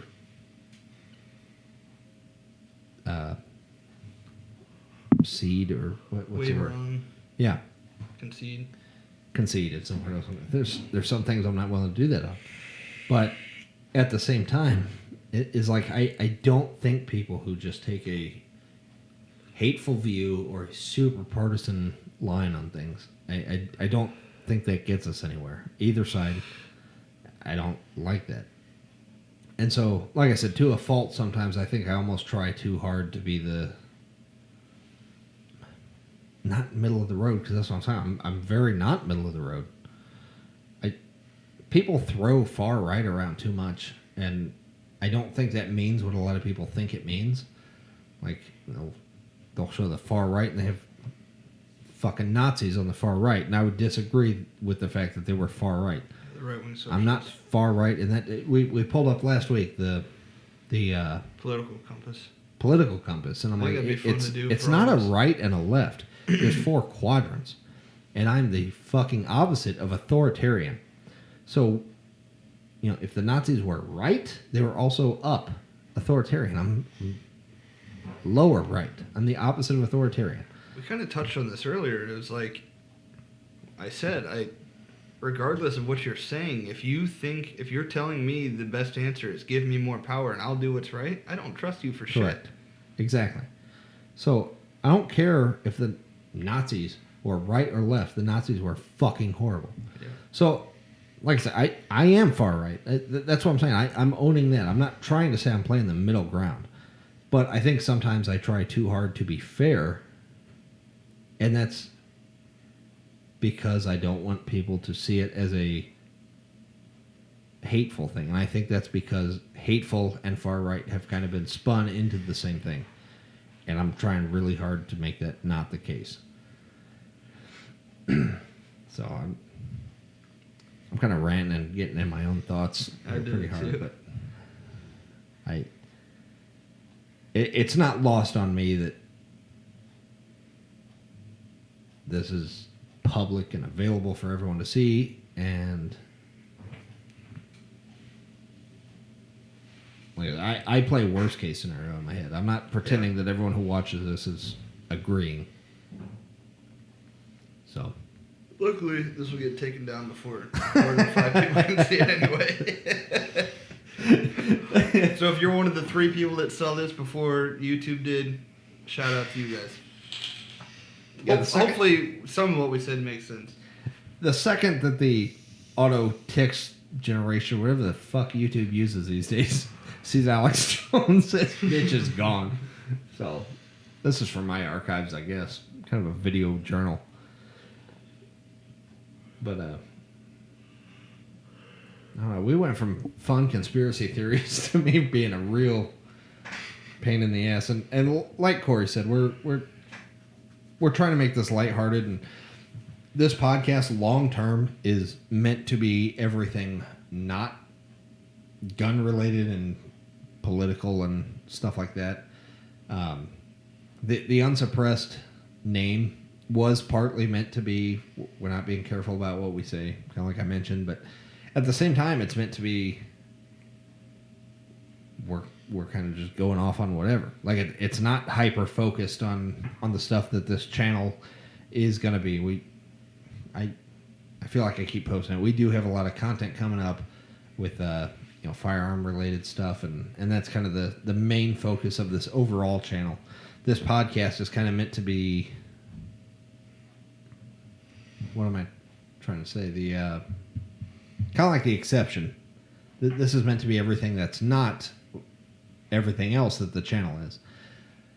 So I do think, in the future we've talked about getting into more conspiracy type stuff, maybe a little deeper and more focused on certain things. And in our last recording that wasn't posted because we recorded a few like trial runs, we were talking about ghost stories and shit like that. So eventually that's kind of the goal is to get to more of a lighthearted, fun, not super political focus, but just unsuppressed definition, not restrained or repressed. That's we landed on that. You sent the definition. It was just kind of. But when we talked about it, how it had multiple meanings. Yeah, it's a fun play on the like, whole Second Amendment thing, but we get to say what we want politically, but we also get to say what we want, as in the channel is going to be primarily firearm stuff, but this is not. Like, this is everything else. So, yeah, hopefully this is kind of the last super somber moment before we get into some more fun stuff, but... yeah, next week we got to drink tequila instead of whiskey because we got. This took a real fucking spiral. We went from Alex is, Jones to pissed off to kind of depressed. But once you get some of these thoughts out there, it's important to, like you said in these first few episodes, because most of the people that watch this are going to know who we are. But if you don't know where we're coming from. It's important to not get bits and pieces. It's important to explain ourselves with context and where we're coming from, because context is super important. And I've told several people, as we do aim to eventually have people that we disagree with on the show. I was like, the whole point is that this is straight through, unedited. Because I'm like, I'm not gonna snip and copy and paste stuff that's out of context. But we will clip where he was talking about dudes whacking on his face. please do. I just lay back for a minute and think about someone whacking on my face. I can't believe I said that. This has been an emotional fucking roller coaster, bro. No shit. It was a good time, though. Yeah, it's our longest one. Every single one has gotten longer. I think we're at like 2:15, then 2:30. We're over 3 hours now. The last 30 minutes is me bitching, but we did it last time. If you want to shout out your socials. Shit, this whiskey's doing its job. Yes, I just got certified to do Missouri CCW. I can also do NRA basic instructor classes. My Facebook page is Cardinal Tactical at 762, and that's pretty much all I have right now. Yeah, I said last week, but we do plan to eventually put up some classes on our website, kryptiktactical.us. There's a train tab right now. It just says content coming soon, but I'm going to get your information up there, and we're hoping to kind of organize some classes for our viewers and our fans to, can try to organize one class to go through your concealed carry training, but. If you don't have a concealed carry permit, Missouri allows constitutional carry now to where you don't necessarily have to have it. But I've said before, I'm going to keep mine current because I think if it ever did come to the point where you had to use that, having that is a lot better than not having it for sure. And if you get pulled over with a handgun in your car, it's always nice to let the officer know that You're For sure. essentially carrying around a background check also. Right. You know what I mean? Exactly, for sure. So, all right, yeah, like I said, we'll get his information up. You got any final thoughts? Oh, I think we touched on everything. We've gone on quite a bit, but at the end of the day, I'm a little nervous, but I'm glad I got it out there because I think it is important to be open-minded and think about what's going on around us. Just don't let anybody make up your mind for you. Don't be scared to keep an open mind. And that doesn't mean agree with us. That means look within yourself, look into whatever you can, try and get good information, and find what's right in your own heart, man. As corny as it sounds, just that really is the most important thing, and that's freedom is so important, and that's freedom of belief, freedom of speech. And freedom to disagree with us. Yep. Yeah. All right, guys, that's episode 3. We'll be back. Thanks for sitting in on our fucking soapbox. No shit. I think we're sitting in on our therapy session. Shit. I sound like the guy who got shot up with Novocaine. Thanks for fitting. Oh. All right. See you next week with I some think more it's a show. conspiracy theories. Yeah, we'll be back. We'll get our shit in order and be back next week. Buy a t-shirt. CrypticTactical.us. Go to the shop tab. Arch City Threads. We got the whole Kryptik collection, some kick-ass t-shirts. So check it out. Like, share, subscribe. We'll be back next week. Peace. Oh, shit.